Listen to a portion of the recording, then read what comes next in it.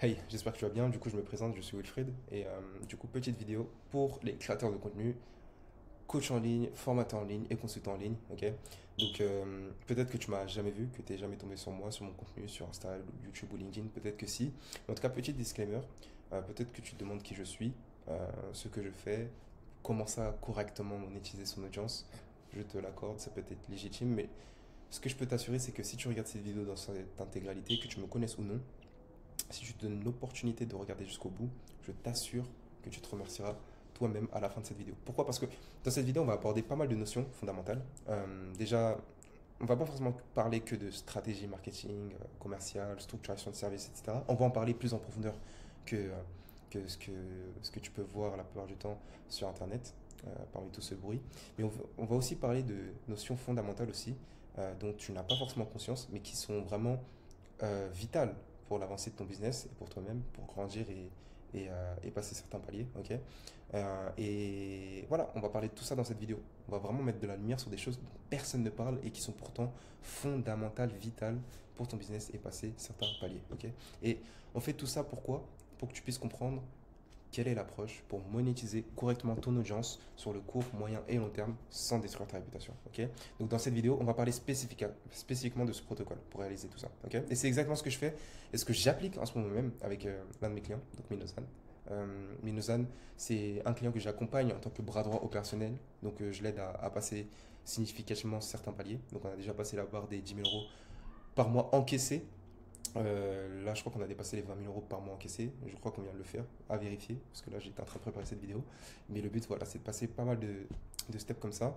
Et littéralement, Minozan, c'est qui? C'est un consultant en ligne. Ok, donc il accompagne les personnes à se lancer dans l'intelligence artificielle. Donc il propose aux personnes de se lancer à travers un modèle qui est la création d'agences d'infrastructure IA et de commercialiser du coup des solutions IA auprès de TPE, PME, etc. etc. Donc on a créé un programme autour de tout ça, autour de cette expertise. Et littéralement, en fait, ce qui s'est passé, c'est que avec Minozan, on est passé de 0 à 30 000 € encaissés. En combien de temps? En 2 mois et quelques. Avec une toute nouvelle offre, ok, qu'on a concocté ensemble. Donc, plus précisément, on a facturé plus de 70 000 € sur cette période, sur ce laps de 2 mois. Donc 70 000 €, ça inclut les plans de paiement, les paiements en plusieurs échéances, etc., etc. Mais ce qu'on a pu encaisser, c'est 30 000 €, ok, dans la poche, enfin dans la poche, dans la trésorerie, dans le compte bancaire, etc., etc. Ok. Donc ça, c'était le 21 juillet, donc il y a quelques jours. Là, on est le 29. Donc j'ai vraiment pris mon temps pour faire ce document. Vous voyez, il y a pas mal de pages, il y en a 93. Je vous assure, je vais essayer d'être très synthétique. Je l'ai rédigé, j'ai pris mon temps pour que ce soit digestible quand même. Et voilà, le 21, on a dépassé la barre des 30 000. Là, on doit être au-dessus des 35 000 encaissés. En facture, on doit être à 73, 74, quelque chose comme ça. Et ça, c'est ce qu'on a encaissé jusqu'à ce jour en mois de juillet. Donc, c'est pas des paiements à 50 € ou 100 €. Voilà, c'est des paiements assez intéressants. Ok, 3000, 1000, 400, quelques acomptes, quelques premières échéances, etc., etc. Mais le plus important, enfin, déjà, une petite chose, c'est qu'en réalité, on aurait pu faire plus que 30 000 encaissés. D'accord? On aurait pu faire plus que 30 000, ça c'est sûr. Ok. Pourquoi? Parce qu'on a trouvé les bons angles marketing, on a trouvé les bons angles commerciaux, mais comme je vous l'ai dit, on a voulu faire en sorte de se concentrer sur son image, ne pas nuire à son image. Donc comment on fait ça concrètement? Bah, c'est en apportant de la valeur aux clients qu'on a signé pendant le lancement de cette offre, le lancement de ce programme. Donc les personnes qui ont rejoint le programme, on s'est vraiment concentré sur leurs résultats en priorité, ok? Pour pas tomber dans un cercle vicieux où on est trop sur une vision court-termiste, ok? Ce qui se fait la plupart du temps et ce qui est souvent négligé sur le marché. Et c'est pour ça que beaucoup de formateurs, de coachs, etc. sont mal vus sur le marché. Parce que trop sont sur une vision trop court-termiste et prennent pas le temps de structurer correctement leur service. Pour plusieurs raisons, on va les traiter aussi. Mais juste pour faire un petit teasing, les deux raisons pour moi, enfin pas pour moi, c'est un constat, c'est que bon, euh, ils ne sont pas, ils manquent un peu d'éthique, certains manquent un peu d'éthique, d'autres manquent de connaissances, voire de conscience sur ce qu'il faut vraiment mettre en place pour avoir du succès sur le moyen long terme. Et en général, je pense que c'est un peu les deux, c'est un mélange des deux. Ils ont un manque d'éthique à cause de leur manque de conscience et du coup, ben, ils ont une vision court terme. C'est pas forcément intentionnel, c'est un peu de manière inconsciente. Mais le résultat est le même, c'est qu'ils négligent la partie apport de résultats à leur clientèle. Ce qui fait qu'aujourd'hui, le marché de la formation, que ce soit auprès des particuliers ou des professionnels, est un peu vu de manière pessimiste. Pareil pour coaching, consulting, etc. Donc, pour vous montrer concrètement que je dis pas ça pour juste pour faire joli, c'est que voilà, on a eu des résultats assez intéressants. Donc sur l'espace des 2 mois, par rapport au programme qu'on a lancé, il y a des personnes qui ont signé des contrats de 4 000 € en 2 semaines, d'autres ont signé des contrats à 10 000 €, ok, d'autres ont signé des contrats pour une valeur totale de 8 000 € en 2 semaines, d'autres ont signé leurs 5 premiers clients pendant cet espace de 2 3 mois, d'autres ont signé des contrats à 4 000, d'autres ont dépassé la barre des 20 000 € mensuels, et d'autres sont littéralement passés de 0 à 17 000 €, enfin 17 500 € encaissés, ok. Alors qu'ils étaient consultants, CDI, etc., etc. Donc vraiment, concrètement, quand je vous dis qu'on s'est concentré sur les résultats clients, c'est pas pour rien. On l'a vraiment fait, ok. Et on continue à le faire. Donc tout ça pour dire que ça fonctionne. Et ça fonctionne comment? Avec un compte Instagram qui était initialement en dessous de 1000 abonnés. Aujourd'hui, il est à peu près à 1350 abonnés, un peu moins. Donc là, Minozan actuellement, il est à 1328. Peut-être que ça a monté parce que, encore une fois, ce document, je l'ai fait le 21. J'ai commencé à le faire le 21. Là, on est le 29. Là, il doit être à peu près à 1350, quelque chose comme ça. Ok. Mais tout ça pour vous dire qu'on l'a fait avec 1350 abonnés. Donc une toute petite audience. Ok. Bref, de toute manière, c'est pas le but de parler de Minozan dans cette vidéo. Le but, c'est juste de vous montrer que ça fonctionne. Bien évidemment, il faut backer ce qu'on dit aujourd'hui, sinon c'est un peu compliqué d'avoir la confiance. Donc, c'est pour montrer que ça fonctionne. Je ferai une vidéo parallèle sûrement sur ma chaîne pour aller un peu plus en détail sur ce qu'on a mis en place avec Minozan, ok? Si j'ai son accord, bien évidemment. Et voilà, tout ça pour dire que l'approche que je vais présenter ici a été conçue grâce à plusieurs choses. Vous avez sûrement pas vu mes précédentes vidéos sur mon parcours, mais pour faire un petit résumé vraiment bref, en bullet point, c'est une approche que j'ai conçue grâce à toute mon expérience, tout ce qui s'est passé en fait jusqu'à présent, depuis que je me suis lancé et même avant. C'est-à-dire mon expérience personnelle dans une agence canadienne proposant des services de prospection externalisés, qui est passé de 50 000 $ à 600 000 $ par mois en seulement 9 mois. Donc c'est là que j'ai appris pas mal de choses au niveau du setting, prospection, closing, etc. Euh, Aussi mes expériences à travers les différents business que j'ai pu mener, e-commerce, business de nettoyage, agence marketing, services de prospection externalisés, et aussi les dizaines de milliers d'euros que j'ai pu investir en coaching, en consulting, en formation sur ces 6 dernières années. Ok, c'est tout ça qui m'ont permis de peaufiner mon approche, ok, que j'implémente en tant que programme opérationnel pour les coachs, les consultants, les formateurs, etc., etc. Mais c'est pas tout en vrai. Il y a d'autres choses aussi qui m'ont impacté, qui m'ont fortement impacté. Même, je dirais, de manière équivalente, voire même plus que ces choses-là. Et des choses que pas forcément de personnes ont en conscience. Mais pour moi, pour ma part, je dirais que ce qui m'a surtout impacté, c'est qui ont impacté mon approche aussi, c'est les clients en fait, avec lesquels ça a été compliqué de délivrer. De manière tout à fait franche, ça a été compliqué à certains moments de délivrer certains clients, surtout à mes débuts. Et bah, il y a des clients, ça a été compliqué d'apporter de bons résultats, et c'est ça qui m'a poussé à me remettre en question déjà moi personnellement, mon approche vis-à-vis du business et aussi mon approche vis-à-vis des clients, comment les gérer, comment apporter des résultats, comment structurer les choses, etc. Et ça constitue mon approche. Mais il y a aussi une autre chose, et je pense que c'est encore plus fondamental. Et c'est pour ça que je vous ai dit qu'on va aborder des notions vraiment fondamentales et qui sont vitales pour votre business. Ok.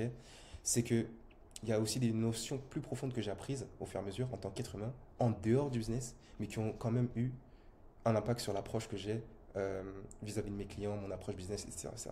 Et qui sont vraiment fondamentales. Ça a vraiment changé, shifté à un degré, vous n'avez pas idée. Mais justement, vous allez comprendre parce qu'on va aborder tout ça ici. Et c'est des choses dont vous avez forcément besoin. C'est nécessaire. C'est pas... En fait, si vous ne le prenez pas en compte, bah, ça va se refléter dans votre business et vous n'allez même pas vous en apercevoir. Donc, c'est ce qu'on va présenter, ce qu'on va aborder ici, que je vais présenter ici, et aussi potentiellement dans les autres vidéos en parallèle sur ma chaîne YouTube. Ok, on va parler de toutes les choses dont personne ne parle, sinon c'est pas intéressant. Vous pourrez regarder à gauche, à droite sur les autres chaînes YouTube pour avoir la même chose. Et c'est pas le but. J'ai envie de donner ce que j'ai vécu et ce que seul moi peut donner en fait, parce que j'ai pas eu la même expérience de vie que d'autres personnes. Donc je donne ce que je peux vraiment donner en fait, de manière unique. Donc c'est ce qu'on va aborder, ok. Donc si tu es un créateur de contenu, un coach en ligne, un coach en ligne, un formateur en ligne, un infopreneur qui a au moins 10 000 abonnés sur les réseaux sociaux. Pourquoi 10 000 abonnés? Parce que, je m'explique, 10 000 abonnés parce que j'estime que c'est plus simple de lancer une offre, monétiser son audience et d'apporter vraiment de la valeur quand tu as 10 000 abonnés. Et voilà, si je pars du principe que si tu as juste 10 000 abonnés, c'est-à-dire que tu n'as pas de ressources, tu n'as pas de cash, tu n'as pas de trésor, tu ne peux pas investir en ads, tu ne peux pas déléguer certaines choses, c'est un peu plus compliqué de le faire avant les 10 000 abonnés. Quand je dis 10 000 abonnés, c'est un chiffre moyen. Ok. À partir de là, ça devient intéressant. Mais même, c'est ce genre de personnes que je cherche à accompagner. Au moins 10 000 abonnés. Donc, si tu as 10 000, 20 000, 30 000, 40 000, là je suis intéressé. Si c'est un peu avant et que tu n'as pas de ressources, c'est-à-dire que tu n'es pas prêt à investir dans de la publicité, dans des structures, dans une page et tout, franchement, je te conseillerais de plus travailler ton audience. Après, il y a toujours des cas exceptionnels, un peu comme Minozan. Euh, mais voilà. Donc, tu fais partie de cette typologie de personnes et que tu sais pas comment lancer une offre auprès de ton audience, donc une offre attractive qui est propre à toi, pas juste une offre standardisée qui peut être comparable avec n'importe quel de tes concurrents, ou que tu as lancé une offre mais que justement tu n'as pas réussi à optimiser pour que ce soit propre à toi, afin de significativement dépasser la barre des 10 000 euros de revenus par mois encaissés, je dis bien encaissés, pas juste facturés en attente ou avec plusieurs échéances. Bah écoute, ça serait absurde pour toi que tu ne restes pas jusqu'à la fin de la vidéo, parce qu'on va aborder tous les points nécessaires, utiles et suffisants pour que ce soit inévitable pour toi de dépasser significativement la barre des 10 000 euros par mois de revenus encaissés. Ok, encaissés, d'accord. Donc reste bien jusqu'à la fin. Tu te remercies, encore une fois. Alors, pourquoi je dis ça? Parce que, étant donné que ce que je vais partager là, ça fonctionne sur quelqu'un comme toi, Minozan, qui vient de lancer une nouvelle offre de zéro, sans détruire son image pour de l'argent, il a des bons résultats clients, etc. Et en donnant à son audience de la qualité dans son service. Et tout ça avec quasiment 10 fois moins d'abonnés que toi si tu as, comme je disais, au moins 10 000 abonnés. Ok. Donc imagine ce que ça pourrait faire dans ta situation si tu appliques la même chose que je vais présenter ici dans ton cas spécifique. Normalement, tu es censé avoir 10 fois plus de résultats, ok? Ou au moins bien plus de résultats, ok? Avec plus de facilité. Donc voici la vérité. Avant de te parler des solutions concrètes, il faut qu'on soit sur la même longueur d'onde. Sinon, tu ne vas pas comprendre la pertinence des solutions ou sinon tu vas mal les appliquer avec le mauvais état d'esprit. Donc la première chose que tu dois comprendre, c'est ça, cette vérité-là. C'est que avoir une audience n'est pas un business. Ce n'est pas un business, ok? Pourquoi c'est pas un business? Parce que tu es visible, mais tu es invisible commercialement, ok? Tu as plein d'influenceurs, etc., qui ont 20 000, 30 000, 40 000 abonnés, qui font même pas de l'argent avec leur audience. Parce qu'ils sont invisibles commercialement, ok? Visibles, ok, mais invisibles commercialement. Ils ont de l'autorité, mais ils n'ont pas d'offre. En tout cas, ils n'ont pas d'offre taillé déjà par rapport au désir de leur audience et cohérent par rapport à ce qu'eux peuvent vraiment délivrer pour qu'ils soient perçus comme uniques, qu'ils aient vraiment au final une offre signature. Généralement, ils n'ont pas ça. Ils ont juste de l'autorité, une audience, du contenu, mais pas d'offre. Ok. Ils sont appréciés, mais ils ne vendent pas. Et ça les ronge, ok? Parce que ça les frustre. Ils veulent vivre de leur activité, mais au final, ils n'y arrivent pas parce qu'ils n'arrivent pas à faire ressortir de une offre signature, ok? Qui est voulue aussi par leur audience. Donc des fois tu te dis, au final, quand tu arrives dans cette situation, c'est que, ok, peut-être que j'ai affiché ma tête partout, ça sert à rien, que je vais retourner dans le salariat ou quoi que ce soit. Et ça va même me pénaliser, parce que du coup on me voit partout, ça peut faire une mauvaise image de moi. Et puis après tu dis, non, j'ai pas fait tout ça pour rien. Au final, tu te dis que, ouais, je peux aller jusqu'au bout, je peux passer à l'action, concrétiser certaines choses, parce que je vois que mes concurrents l'arrivent à le faire, alors pourquoi pas moi? Tu veux changer les choses pour toi. Mais d'un autre côté, quand tu passes à l'action, ben, c'est flou. Tu sais pas par où commencer, voilà, tu es juste perdu. Tu sais pas à quoi correspondent les prochaines étapes. Et des fois, tu avances sans vraiment savoir si tu es dans la bonne direction. Donc au final, tu avances, mais c'est littéralement ça que tu vois, du flou, littéralement. Ok. Donc résultat, tu commences à faire les choses, mais au fond, tu les fais avec un sentiment de doute. Donc tu les fais pas à fond, tu les fais à moitié et pas au bon moment. Tu procrastines, après tu te remotives, tu les fais, mais tu es toujours hors tempo. Tu n'es pas dans le bon rythme. Ok. Et au final, bah, tu n'as pas les résultats attendus. Tu as des résultats, mais pas ceux que tu espérais. Tu es à mi-chemin entre là où tu étais et là où tu veux aller. Tu es au plein milieu. Où exactement, tu sais pas trop, parce que justement, tu fais pas les choses à fond, avec tout ton potentiel et au bon moment, de la bonne manière. Tu te sens encore plus frustré et bloqué. Et un jour, tu vois débarquer qui? Bah, un autre concurrent qui commence à faire du contenu et qui commence à concrètement proposer à son audience ce que tu as toujours cherché à mettre en place, c'est-à-dire une offre à monétiser. Ok. Et le pire, c'est que lui, il réussit à monétiser. Comment? Avec moins de compétences que toi et moins d'abonnés que toi. Alors là, encore une fois, bah, tu es toujours visible, mais invisible commercialement. Parce que toi, tu n'as toujours pas fait d'offre signature, parce que tu t'es arrêté à mi-chemin. Tu as de l'autorité, mais tu n'as pas d'offre signature. Tu es toujours apprécié par ton audience, mais tu ne vends pas. Et ça te range encore plus, parce que maintenant, tu vois que c'est faisable à travers quelqu'un qui a moins de ressources que toi. Ok. Et encore une fois, tu te dis, ah, peut-être que j'ai affiché ma tête partout, parce que je le fais et j'arrive même pas à le faire. J'ai mis ma tête, j'ai mis du contenu partout, je me suis dévoilé et au final, j'arrive même pas à le faire. Donc, est-ce que je l'ai fait pour rien du tout? Et après, tu dis non, encore une fois. J'ai vu quelqu'un, maintenant j'ai la preuve que quelqu'un l'a fait avec moins de ressources que moi, donc ça doit fonctionner pour moi. Tu as une preuve, ok? Donc tu te motives. Et d'un autre côté, tu sais toujours pas par où commencer, tu te sens bloqué, frustré, perdu, et tu t'arrêtes à mi-chemin. Et encore une fois, boum, tu vois que du flou sur ton avancée. Bref, bref, je pense que tu vois où je vais en venir. T'as compris. Je pense que voilà, tu vois que le cycle se répète et encore, mais le pire de tout ça, c'est que tu remarques même pas que tu es dans un cercle vicieux. tu continues à marcher comme ça et être victime de tous les aléas de la vie, des concurrents qui se lancent, qui te remotivent, et ensuite le fait que tu es dans le flou, que tu sois dans le flou et que tu tournes en rond. Bref, au final, tu es dans un cercle vicieux. Ok, ça c'est bien. Ok, peut-être que tu l'avais déjà constaté. Maintenant, on va aller plus en profondeur. Ok, on va passer un step. Ok, on va pas s'arrêter juste sur la façade. Ok, en quoi est constitué le cercle vicieux? Ça, c'est ce qui nous intéresse. Parce que si on comprend vraiment le problème, on comprend la solution. Ça devient logique, ça devient vraiment limpide. Donc c'est ce qu'on va voir tout de suite. Donc regarde ce schéma. Ça, ce que tu vois, c'est le cercle vicieux. Et le schéma juste en dessous, c'est le schéma non abouti dans lequel se retrouvent la plupart des créateurs, des coachs, des formateurs, des consultants en ligne avec au moins 10 000 abonnés. Ok, donc des personnes qui sont prêtes à monétiser leur audience, qui ont vraiment un effet de levier. Ok, c'est que en général, ils sont là. Ok, ils sont là, ils ont créé du contenu qui est propre à eux. Propre à eux parce que qui es-tu exactement? Bah, tu es quelqu'un d'unique, tu es quelqu'un qui a vécu certaines expériences, qui tu as pu avoir des réussites, des échecs, que tu as documenté à travers du contenu, que tu as mis sur tes réseaux sociaux. Et ça t'a apporté une audience qui résonne avec ton contenu et qui résonne du coup avec toi. Ok. Et pourquoi cette audience résonne avec toi? Parce qu'en fait, tu es arrivé à un stade que eux cherchent à atteindre. Ok. Donc, ou sont sur le chemin à atteindre. En fait, ils sont en train d'expérimenter ce que toi, tu as déjà expérimenté. Donc, c'est ça qui te donne l'autorité. Ok. Mais ensuite, qu'est-ce qui se passe? Il se passe rien. Il y a pas, en fait, la continuité logique, comme tu n'as pas de la clarté dessus, encore une fois, tu es dans le flou, ben, tu ne sais pas exactement quel est le prochain step. Parce que, d'une part, ton audience ne te donne pas directement ce qu'elle recherche, elle ne le verbalise pas forcément parce qu'ils ne sont pas forcément conscients, ce ne sont pas des experts, encore une fois, ce sont juste des personnes qui cherchent à faire la même chose que toi et qui ont encore plus de flou sur la trajectoire que toi. Donc forcément, c'est compliqué de savoir ce qu'il faut faire auprès d'eux. Et en plus de ça, bah, toi, de ton côté, c'est pareil, tu es dans le flou. Donc, au final, bah, tu n'avances pas, tu monétises pas et tu vis pas vraiment à 100% ce qui sommeille en toi en fait. Le potentiel que tu peux concrétiser, tu n'arrives pas à le faire parce que tu n'as pas de clarté dessus. Donc au final, tu n'as pas d'offre claire, tu n'as pas de pilotage de croissance, tu n'as pas de système de conversion, tu n'as pas de revenus, tu n'as pas de clients et tu n'as pas d'impact concret auprès de ton audience. Ok. Donc ça illustre quoi? Ce que je disais tout à l'heure, que bah, le fait d'avoir une audience n'est pas un business au final. Ok. Donc c'est ça que tu dois vraiment créer avant que je t'explique le reste. Avoir une audience n'est pas un business. Par contre, avoir une audience, ce que tu peux tenter aussi dans, dans ta conscience, c'est que c'est une opportunité de business. Tu as quand même fait des steps qui sont très intéressants pour avancer. Tu t'es créé une opportunité de business avec un gros effet de levier. Ok. Aujourd'hui, l'économie, on est dans une économie de l'attention.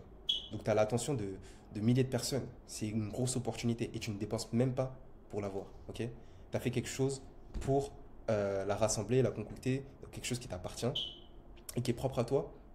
Donc, tu as fait une grosse partie de l'avancée. Donc, c'est une opportunité de business. Mais encore faut-il savoir l'exploiter. Mais alors, comment des profils comme Inozan peuvent facturer 70 000 euros sur une toute nouvelle offre en 2 mois et quelques, avec seulement 1328 abonnés sur Instagram? Ok. Comment c'est possible? Comment tu peux l'expliquer? Ok. Bah, afin de trouver l'approche qui permet de faire ça et qui explique ça aussi, afin de trouver l'approche justement qu'on a appliquée, il fallait comprendre en fait pourquoi même avec Minozan c'est faisable et des personnes avec, je sais pas, 10 000 abonnés, 20 000, 30 000 abonnés, ils n'arrivent pas. J'ai dû d'abord comprendre le vrai problème. Parce que beaucoup, peut-être toi aussi, vont rejeter la faute sur pas mal de choses externes, euh, un peu de tout et n'importe quoi, pour être tout à fait franc. Par exemple, les méthodes et techniques qui ne fonctionnent plus, l'algorithme qui change, l'attention des utilisateurs qui diminue à cause de telle ou telle plateforme, les postes qui deviennent moins visibles, les prestataires à qui tu délègues et qui ne font pas correctement le travail. Tu vois, il y a toujours une excuse. Tout le monde trouve une excuse. Peut-être que toi aussi, etc. Mais c'est pas forcément de ta faute ou la faute des personnes si elles pensent comme ça. Elles pensent comme ça parce que il y a souvent des experts sur LinkedIn, sur YouTube, sur Twitter, sur Instagram qui vont donner leurs conseils, qui sortent de un peu de nulle part et qui font du contenu et qui sont très visibles et qui passent leur temps à parler des choses, parler et qui n'implémentent rien dans la réalité. Ce qui fait que ils passent plus de temps à marketer que expérimenter. Donc forcément, ils deviennent indirectement déconnectés un peu de la réalité des choses. Donc ils vont dire des choses qui ne sont pas forcément fausses, mais pas forcément vraies au final. Comme si c'était, ils vont parler de ces choses-là comme si c'était vraiment le problème de fond. Mais au final, ils vont s'arrêter juste aux surfaces des choses parce qu'ils n'expérimentent pas, ils ne le vivent pas. Ok. Donc c'est pas totalement faux ce qu'ils disent, mais c'est pas totalement vrai non plus. Ok. Et je pense qu'ils font ça. Il y a deux choses possibles. Soit ils le font par manque d'éthique, pour vous cacher la vérité et monétiser, ok, parce qu'ils passent leur temps à marketer. Donc ce sont des marketeurs, ils sont un peu dans la vision court terme, ce que je disais au début en fait. C'est pour ça qu'il y a une mauvaise image des coachs, des formateurs, etc. sur le marché, parce que beaucoup veulent chercher de l'argent, mais derrière n'expérimentent pas assez avec leurs clients pour voir vraiment la réalité. Et en plus de ça, bah, du coup, ils n'apportent pas de résultats.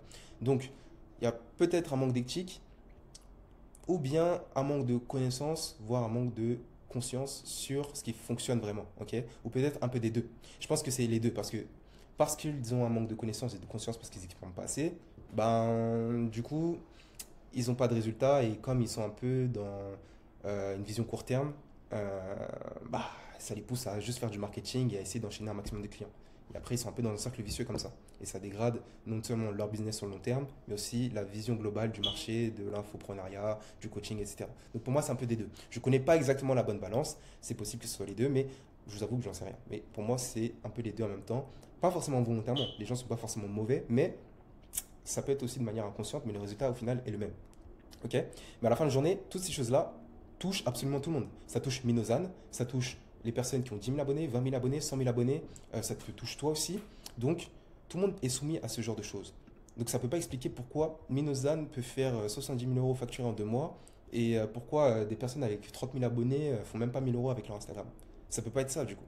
Parce que ça touche littéralement tout le monde. Ok? Donc, ça ne peut pas justifier pourquoi des profils au moins avec moins de 10 000 abonnés n'arrivent pas à monétiser comme Minozan. Ok? Donc, c'est quoi le vrai problème? Bah, c'est ce qu'on va voir. Voici le vrai problème dont personne ne parle visiblement sur le marché. Ok? T'as déjà, le constat, c'est que tu as déjà ce que d'autres cherchent désespérément à construire. Comme je te le disais, il y a beaucoup d'entrepreneurs qui ont énormément de compétences, qui ont énormément de skills. Peut-être qu'il y en a qui sont bien meilleurs que toi, ok? Mais qui se retrouvent à dépenser des dizaines et des dizaines de milliers d'euros pour obtenir quoi? Bah, une audience, une voix qui porte, une forme d'autorité et un message qui touche. C'est pour ça aussi, en fait, que ça pousse les coachs, les formateurs, etc., à faire que du marketing. Parce qu'il y en a qui sont très bons initialement, mais tellement qu'ils n'ont pas de visibilité, qu'ils ne savent pas communiquer au départ ou rassembler une audience, euh, créer une autorité autour de leur personne, bah, ils se retrouvent à faire du marketing le jour, la nuit, l'après-midi, enfin 24 heures sur 24, 7 jours sur 7, et au final, bah, ils n'expérimentent plus vraiment leurs compétences. Ce qui fait que entre le moment où ils commencent à marketer, ils commencent à obtenir des clients, ce qui se passe, bah, il se passe pas mal de temps, et donc au final, ils se retrouvent à faire uniquement du marketing, et en fait, leurs compétences, ils mettent un peu ça en stand-by, ils ne le pratiquent plus. Du coup, ça dégrade leurs compétences, leur niveau de compétences. Ce qui fait qu'au final, au moment où ils vont avoir des clients, ben, ils vont plus avoir le même impact que s'ils avaient signé un client le premier jour, en fait, littéralement. Donc en fait, ils perdent en compétences parce ils savent pas marketer au début, ils passent du temps à apprendre à marketer au détriment du fait d'appliquer leurs compétences. Donc au final, ben, ça devient compliqué. Ça devient compliqué. Donc ils se retrouvent à dépenser des milliers, des milliers, des milliers, des milliers, des milliers pour justement avoir des clients et après, ben, quand ils délivrent, ben, ils n'ont pas passé de temps en fait, à structurer leur service, littéralement. Ok. Et toi, l'avantage, en fait, c'est que tu n'as pas ce problème-là. C'est que tu as déjà tout ça, sans avoir dépensé de l'argent. Donc tu te rends compte à quel point c'est important et à quel point tu as un truc entre les mains qui est très, très, très recherché. Mais en fait, le problème, c'est que tu as du mal à l'exploiter. Ça reste inexploité stratégiquement de ton côté. Ok. Pourquoi? Parce que tu as plusieurs blocages. Ok. Tu as plusieurs blocages dont tu n'as pas forcément conscience, tu n'as pas forcément les solutions et dont personne ne parle vraiment. Parce que justement, bah, il y a des personnes qui passent leur temps au lieu de te donner bons conseils, ils ont besoin de chercher des clients, mais comme ils ne savent pas communiquer, comme ils n'ont pas d'audience, bah, ils passent du temps à marketer. Ok. Donc ils ne parlent pas vraiment des bons problèmes. Donc ça revient à ce que je disais tout à l'heure. Ok. Et en fait, toi, tu as tous ces blocages. Et ces blocages, c'est ça qui constitue le cercle vicieux dans lequel tu te trouves. Ok. Donc, tu es dans ça. En fait, tu as plusieurs blocages. Moi, j'en ai identifié. Je pouvais les résumer de différentes manières, mais pour que ce soit digestible dans cette vidéo, je les ai résumés en 4 points. 4 points essentiels. Ok. Et dans un certain ordre. Ok. On va parler des choses techniques, on va parler des choses stratégiques, ok. On va essayer d'aller un peu plus en profondeur au fur et à mesure. Mais avant tout ça, il y a des choses bien plus importantes, ok. Comme je te l'ai dit, il y a des choses en dehors du business qui impactent ton business. Mais si tu n'as pas la conscience dessus, si tu n'as pas de la clarté dessus, pardon, tu vas un peu patauger sans vraiment comprendre et comprendre la cause et la conséquence de ce que tu fais et pourquoi tu n'avances pas. Donc, j'ai pointé certains blocages qui constitue le cercle vicieux, ok? Dans lequel tu es sûrement, en tout cas à un certain degré. Si tu fais pas, si t'as pas de la croissance là aujourd'hui, c'est dû à un de ces blocages, forcément, ok? Et le pire, c'est pas que tu es dans un cercle vicieux, c'est que en fait, chaque blocage dont tu n'as même pas forcément conscience alimente le prochain. Donc, le but, c'est de comprendre chacun déjà de ces blocages dans l'ordre, pas juste. Généralement, c'est le problème 3, enfin, c'est le blocage 3 et 4 dont la plupart des gens ont conscience. C'est pas le blocage 1 et le blocage 2. Sauf que le problème de ne pas savoir le blocage 1 et 2, c'est que le blocage 1 alimente le blocage 2, le blocage 2 alimente le blocage 3, et le blocage 3 alimente le blocage 4. Et ça ne s'arrête pas là, c'est que le blocage 3 alimente le blocage 1, le blocage 4 alimente le blocage 1, le blocage 2 alimente le blocage 1, et ainsi de suite. C'est vraiment euh, un cercle vicieux qui s'auto-alimente et qui s'endurcit avec le temps. Donc si tu n'as pas la clarté sur chacun de ces blocages, il en suffit juste de ne pas avoir de la clarté sur un seul, ben, ça va alimenter le reste et ça va forcément te mettre dans le cercle vicieux. Donc c'est pour ça que aujourd'hui on va parler en profondeur de chacun de ces blocages. Au moins, si tu arrives à détecter le problème, tu trouves la solution.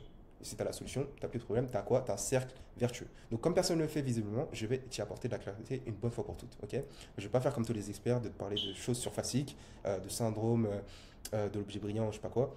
On va aller plus en profondeur. Ok, on va peut-être parler de ces choses-là, mais en tout cas plus en profondeur. Ok, pour que tu puisses avoir les solutions associées à chacun de ces blocages afin de te créer un cercle vertueux dans lequel tu te trouveras. Ok, donc au lieu d'avoir ces blocages, tu vas avoir des solutions qui vont s'auto-alimenter et renforcer ces cercles vertueux. Ok, donc c'est parti. Blocage numéro 1. Le plus gros blocage, ok, très mal compris généralement. C'est pas qu'il n'est pas abordé, c'est qu'il est mal abordé. Ok, parce que c'est souvent très simplifié par un peu les gourous de LinkedIn, YouTube, etc. Ils te mettent souvent une étiquette sur ce blocage. Et cette étiquette, c'est quoi? C'est le syndrome de l'imposteur. Ils expliquent ça, mais pour moi, c'est juste la conséquence, ok? Et le problème, c'est que le fait de parler juste de la conséquence et pas de la cause, bah, c'est que tu peux pas solutionner la cause. Si tu solutionnes une conséquence, ben, il y a toujours la cause qui va créer une autre conséquence qui est liée à la vraie cause. Donc le syndrome de l'imposteur, c'est juste une conséquence, c'est juste la surface. Là, le but, c'est de parler du blocage plus en profondeur pour que tu puisses comprendre la cause et solutionner la cause, ok? Et du coup, commencer à te créer le cercle vertueux. Donc ici, on va parler en profondeur. Donc premier blocage, tu essaies de te convaincre que ça va marcher. Qu'est-ce qui va marcher? Bah, le fait de monétiser ton audience, de lancer une offre, ton activité, tout ce que tu cherches à faire et qui sommeille en toi. Tu penses que tu essaies de te convaincre que tu es capable de le faire, de concrétiser, mais au fond, tu n'y crois pas vraiment. Ok? Pourquoi tu n'y crois pas vraiment? Pourquoi tu as ce syndrome de l'imposteur? C'est quoi la cause de la conséquence du fait qui est que tu es le syndrome de l'imposteur? Ok? Bon, on va voir ça. Déjà, pour résumer, ce qui est factuel, c'est que tu as le potentiel. Ça, c'est sûr. Ça, c'est une chose. C'est une chose. Ok? On peut pas. Tu as vécu, on sait, les gens te suivent. Ils te suivent parce qu'ils savent que tu as le potentiel de les aider, etc. C'est juste qu'ils n'arrivent pas à le verbaliser et toi, tu n'arrives pas à avoir de la clarté dessus. Ok? Tu as vécu des choses qui t'ont permis d'avoir aujourd'hui de l'expertise sur une thématique qui intéresse les gens et qui engage des personnes, qui te permet d'avoir une audience engagée. Ok? Et pourtant, tu bloques. Pas à cause d'un manque de contenu, pas à cause d'un manque de création de contenu, pas parce que tu ne sais rien faire stratégiquement, pas parce que tu ne sais rien techniquement, ni parce que tu n'as pas assez de temps pour exécuter certaines choses, même si, je te l'accorde, ce sont des choses qui sont importantes dans le business, ok, ce sont des facteurs. C'est pour ça que je dis que les gourous ou les personnes qui passent du temps à faire de la création de contenu pour te donner des conseils, ils vont souvent te parler de ce genre de choses. En soi, c'est vrai, ok, c'est vrai, mais c'est pas ce qui te bloque premièrement. Ok, il y a des choses extra business qui impactent ton business. C'est-à-dire même si tu as tous les outils, admettons même si tu as tous ces éléments-là, tu peux quand même ne pas avancer. Ok, et c'est pas juste dire le syndrome de l'imposteur encore une fois. Ça c'est juste la conséquence de la vraie cause profonde qu'on va aborder. Ok, donc tu bloques parce que tu ne crois pas vraiment à ce que tu es en train de construire. Ça c'est la réalité. Ok, pas parce que tu ne veux pas y croire, mais parce que tu n'as pas encore trouvé de raison solide de croire en ce que tu fais. En fait, c'est pas une question de croire, en fait. C'est même au-delà. Il faut que tu saches que tu vas réussir. Il faut que tu saches que tu as tout à disposition, que tu as vraiment le potentiel. C'est pas que tu crois que tu as le potentiel, c'est que tu sais que tu as le potentiel. Il y a une différence. Croire, c'est un peu à l'échelle du conscient, à l'échelle ouais, du conscient. C'est-à-dire que tu essayes de t'auto-convaincre avec tes propres pensées, je sais pas, faire des affirmations ou prendre des douches froides pour essayer de manipuler un peu ta conscience et t'auto-convaincre. Mais en fait, il faut que tu dépasses ce stade-là. C'est vraiment savoir au plus profond de toi. Faut que ça devienne une seconde nature. Faut que tu le saches. Faut que ça soit toi en fait. Faut que ça devienne toi, ton identité. Que tu saches que tu vas réussir. C'est comme respirer. Je te demande pas de croire en la respiration. Tu sais qu'il faut respirer pour vivre. Tu vois, c'est à ce degré-là, en fait. Tu ne réfléchis pas pour respirer. Tu le sais, tu dois le vivre. Et en fait, tu bloques à ce niveau-là parce que tu n'es pas à ce degré de conviction par rapport à ce que tu es en train de faire. Et c'est le plus gros problème. Tu essaies de te convaincre, mais ta foi, en fait, elle s'écroule dès que tu es face à quelques épreuves, ok? Dès qu'il y a quelque chose qui ne va pas dans ton sens, bah, tu commences à douter. C'est-à-dire que tu ne le savais pas vraiment, ok? C'est comme si je suis là, je respire, je vais sous l'eau, je respire plus. C'est pas parce que je vais sous l'eau que je commence à me remettre en question, est-ce que je suis capable de respirer ou quoi que ce soit. Non, c'est juste que je suis en train de nager sous l'eau, ok? Et bah c'est la même chose. Quand tu es sous l'eau dans ton activité, tu dois savoir que c'est juste un temps et que peu importe ce qui se passe, tu sais que tu vas réussir quoi qu'il arrive. En fait, tu n'as pas cette conviction profonde. C'est-à-dire que des fois, tu commences à douter et ça t'empêche de vraiment déployer ton potentiel pendant ce laps de période, enfin ce laps de temps, pour continuer à avancer coûte que coûte, de la même manière, ok? Et c'est ça le problème. C'est-à-dire que même si tu as tous les outils, bah, tu vas pas avancer. Et si, voilà, comme je disais, même si tu as tous les outils possibles, tu n'arriveras pas à exploiter vraiment bah, tous ces outils parce que tu n'as pas, t'as pas une conviction profonde en ce que tu fais. Ok. En réalité, tu es premièrement freiné par quoi? Par ton propre système intérieur. C'est-à-dire ta manière de percevoir ton audience, ta manière de percevoir ta concurrence et ta manière de te percevoir aussi. Ok. En bref, c'est ta manière de valoriser ce qu'il y a en toi et ce qu'il y a autour de toi. Et ça, c'est le réel problème. Ok. Je vais encore plus en profondeur pour que tu comprennes vraiment exactement. Comme je t'ai dit, j'ai pas envie que tu simplifies tout ça, dire que c'est le syndrome de l'imposteur. Le syndrome de l'imposteur, il vient à cause de toutes ces choses-là et les choses qu'on va aborder là juste après. Ok. Donc c'est pas la version consciente de toi, mais plutôt la version, c'est plus à l'échelle de ton subconscient. Ok. Tes fondations invisibles, d'accord. Ce qu'il y a au plus profond de toi, ce qui, ce qui constitue vraiment ta personne sans que tu aies besoin de réfléchir ou quoi que ce soit. Ok. C'est ça qui conditionne vraiment tes décisions, ton focus et ton énergie vis-à-vis de ce que tu es en train de faire. D'accord. Et c'est ça qui te bloque premièrement. Faut que tu le changes. Et crois-moi, tu as le pouvoir de le faire. Ok. Et c'est ça qui te bloque premièrement. C'est pas les autres choses. C'est pas les techniques, c'est pas les stratégies, c'est rien de tout ça. Ok. Et comme je te disais, c'est pas juste de dire que tu as le syndrome de l'imposteur. C'est plus profond que ça. Ok. On va mettre la lumière sur la réalité. En gros, tu es confronté à des peurs invisibles mais puissantes. Peur de vendre, peur d'échouer, peur de déranger, peur d'être jugé, peur de ne pas être assez prêt. Ça, c'est ce qu'on résume du syndrome de l'imposteur. Ok. Et bref, en réalité, c'est d'aller au-delà de ce que tu connais. C'est l'inconnu dont tu as peur. C'est ça. Parce qu'en fait, au fond, ton subconscient n'est pas habitué à tout ça. En fait, c'est nouveau, c'est en dehors de sa zone de confort. Et au fond, c'est limite comme si tu avais peur de ta propre réussite parce que c'est de l'inconnu. C'est quelque chose qui est différent de ce que tu connais. Ok. Et c'est ça qui te crée ce blocage en fait. Ton subconscient n'est pas adapté à tout ça. En fait, il faut que tu le travailles. Il faut que tu travailles ton propre système intérieur pour agir autrement, sans que tu aies besoin à chaque fois de te motiver ou quoi que ce soit. Ok. Et ça, ce blocage, il peut se refléter à travers une relation biaisée à l'argent. Pour demander, tu as peur de demander de l'argent, tu as peur de fixer un prix, tu as peur de vendre trop cher. Tu as peut-être des croyances erronées. Tu crois qu'il faut tout maîtriser ou être parfait pour avoir le droit de monétiser ton expertise auprès de ton audience. Tu as peur de déranger, tu évites de faire des offres, tu évites de le faire ou tu le fais de manière timidement. Tu as aussi un auto-sabotage émotionnel. Tu as du doute, tu doutes de ta légitimité, tu repousses, tu complexifies, tu procrastines. Ok. Et ça, c'est ce qui résume le syndrome de l'imposteur. Ça, c'est les conséquences, d'accord? C'est pas la cause. En fait, toutes ces choses-là, la cause de tout ça, en fait, c'est les manifestations de tes biais cognitifs qui te desservent et qui constituent justement ton système intérieur. Toutes les blessures, toutes les choses, peut-être que tu as incorporé, enfin interné durant tout ton vécu, donc pas forcément dans le business, mais même avant, peut-être quand tu étais petit, tu n'avais pas forcément d'argent, ou quand tu demandais à tes parents, ils voulaient jamais te donner de l'argent, ou voulaient jamais t'acheter les trucs, du coup tu commences à avoir la peur ou de l'appréhension de demander quoi que ce soit, un jouet ou quoi que ce soit, et peut-être c'est quelque chose que tu as internalisé en grandissant et c'est ce que tu reproduis dans ton business. En gros, ça te crée des biais cognitifs qui ne sont pas forcément la réalité, mais ce sont des choses que tu as pris comme vraies pour toi. En gros, tu t'es créé ta propre réalité et ça a altéré ton système intérieur avec des choses qui sont contre-productives pour ton business. Ça, c'est un exemple parmi tant d'autres. Il peut y avoir plein de choses qui font que aujourd'hui, ben, tu t'auto-sabotes au final. Tu n'arrives pas à avancer à cause des choses-là. Et si tu n'as pas de la clarté sur toutes ces choses-là, bah, au bout d'un moment, ça va freiner, ça va bloquer. Ok. Et peut-être que c'est le fait que tu aies peur de déranger ton audience et que peut-être quand tu étais enfant, on te reprochait d'être trop bruyant, trop quoi que ce soit. Et peut-être que ça se manifeste pas dans tes relations de tous les jours, mais peut-être dans ton business, ça se manifeste de la sorte en fait. Donc il y a une, une chaîne de causes et conséquences qu'il faut vraiment clarifier pour comprendre vraiment la cause, d'où part vraiment tous ces biais-là, pour les éradiquer et ensuite te mettre dans un cercle vertueux. Et en fait, ça, c'est indépendant de toutes les stratégies, techniques, etc. Et ça peut aller encore plus loin parce que si tu regardes bien la chaîne de causes et conséquences, toutes ces problématiques-là, ça te pousse à faire quoi? Ça te pousse à procrastiner, à douter, à avoir un sentiment de manque et du coup de faire les choses à moitié et de ne pas avoir des résultats dans ton business, etc., etc. Donc il y a déjà un problème à ce niveau-là, ok?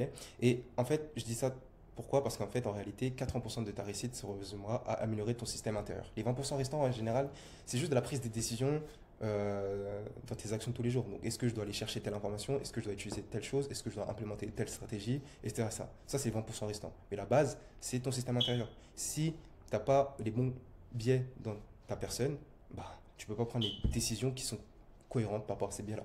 C'est tout à fait logique. Donc, toutes les actions que tu fais de manière externe, toutes les choses que tu vas poster, la manière dont tu vas parler à tes prospects, etc., c'est juste des manifestations de tes biais à l'intérieur. Si tu penses que tu as déjà tout, etc., bah, tu vas parler à tes prospects comme si tu avais déjà tout. Enfin, c'est logique. Mais beaucoup vont prôner le fake it until you make it. Tu peux te forcer à agir dans la sorte, de la sorte, mais ça ne sera pas constant en fait. À un moment donné, ça va toujours, tes biais cognitifs dans ton subconscient vont toujours prendre le dessus. Ok. Donc c'est pour ça que 80% de tes résultats se résumeront à améliorer ton système intérieur. Même je dirais, en fait, même 100% de ta réussite. Pourquoi? Parce qu'en fait, comme je le disais, tes fondations invisibles, donc ton système intérieur, c'est ça qui conditionne tes décisions, ton focus, ton énergie. Donc en fait, ça découle de ça. Donc je dirais même 100% de ta réussite se résumera à améliorer ton système intérieur. Parce qu'en fait, les décisions, les stratégies, etc. en découlent. Ok.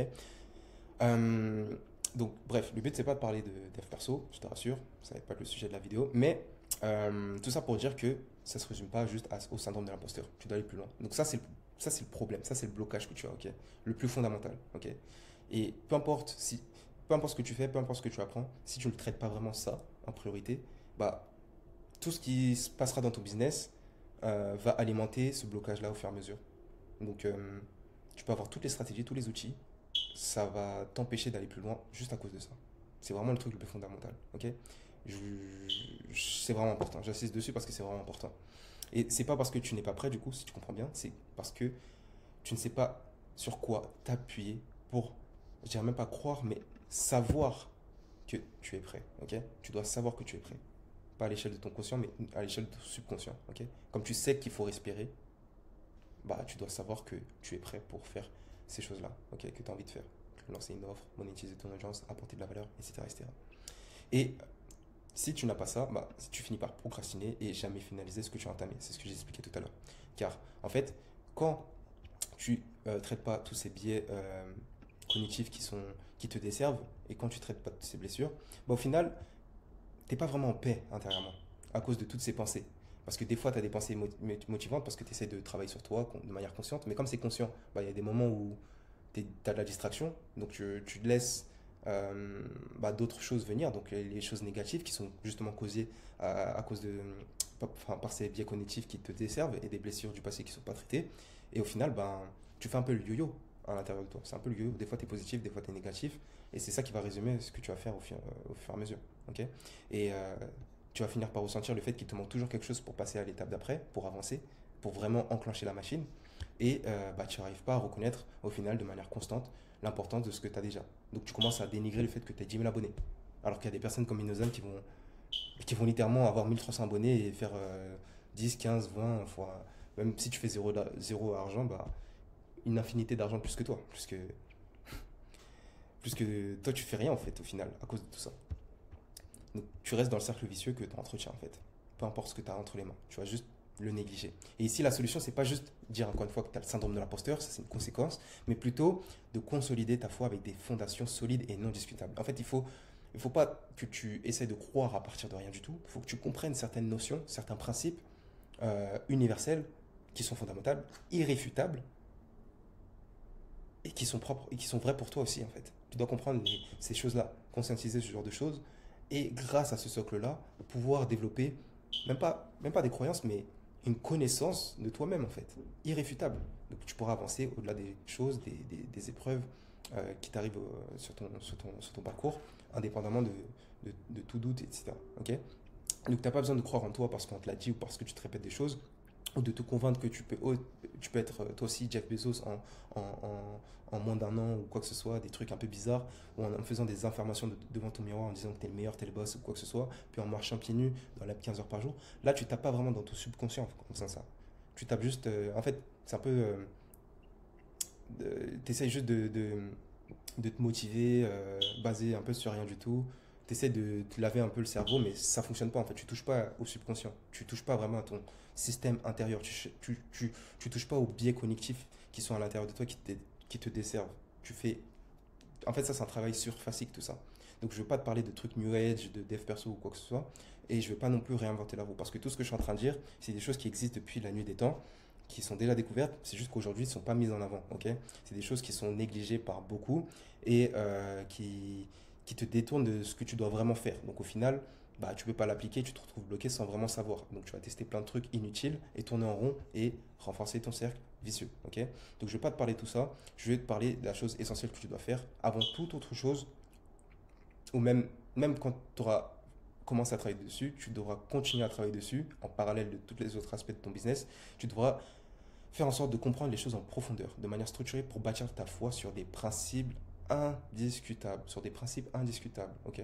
En ce qui te concerne, toi, ton audience et les choses qui t'entourent. Donc l'environnement dans lequel tu es, les personnes qui t'entourent, euh, que ce soit au niveau du business, même extra-business, ok? Donc la solution à ce problème-là, c'est consolider ta foi avec des fondations solides et non discutables, ok? Donc pour faire ça, je te donne un chemin simple et essentiel. Je ne peux pas tout te dire dans cette vidéo, mais je te donne vraiment le chemin pour aller dans cette direction et arrêter de subir ce blocage-là, ok? Sans que tu en aies conscience. C'est que tu dois comprendre les principes fondamentaux. Tu dois intégrer les principes fondamentaux qui expliquent pourquoi tu es déjà en chemin, pourquoi tu es déjà utile auprès de ton audience et même pour toi-même, et pourquoi tu as déjà tout ce qu'il te faut pour démarrer et progresser, ok?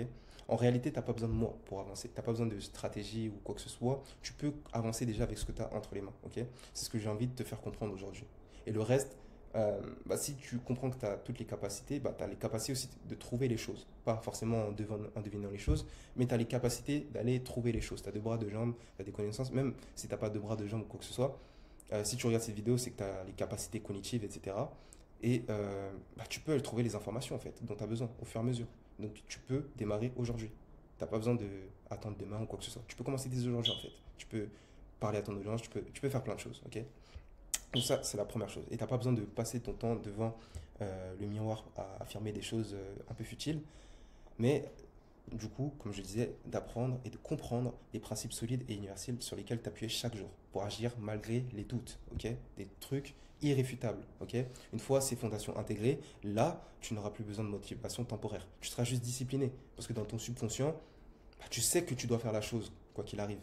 Tu sais que tu vas y arriver et que tu dois le faire. Donc, il n'y a rien à remettre en question. C'est comme respirer. Enfin, tu doutes pas sur le fait de respirer. Tu sais qu'il faut respirer. Tu réfléchis pas, tu fais pas d'effort. En fait, tu fais un effort inconscient.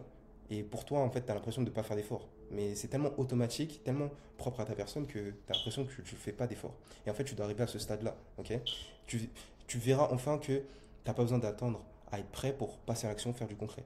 Et là, tu seras plus perturbé par un manque de résultats malgré tes efforts. Donc, une fois que tu publierais une, une photo sur Instagram ou un post, une vidéo ou quoi que ce soit sur YouTube, Instagram pour attirer des clients, s'il ne fait pas de vues, s'il ne fait pas de statistiques intéressantes vis-à-vis de ce que tu aurais espéré, bah, ça va pas te, ça va pas te gêner. Tu sais que ça fait partie du process et tu vas quand même continuer à 100% avec tout ton potentiel et que c'est qu'une histoire de temps. Tu sais que, voilà, c'est comme quand, même exemple de la respiration, tu sais qu'il faut respirer, mais c'est pas parce que tu es sous l'eau que tu doutes du fait que tu vas plus jamais respirer. Enfin, quand tu vas à la piscine, tu vas sous l'eau, tu arrêtes de respirer, mais tu sais que tu vas respirer après. Tu le sais. Enfin, t'as pas besoin d'y croire, tu le sais. C'est juste comme ça en fait, c'est un principe. Tu vas sortir de l'eau, tu pourras continuer à respirer, tu vas pas paniquer sous l'eau, tu vas continuer à nager et après tu remontes et tu respires. C'est la même chose, tu dois savoir certaines choses et pas les remettre en question parce que c'est irréfutable. Ok.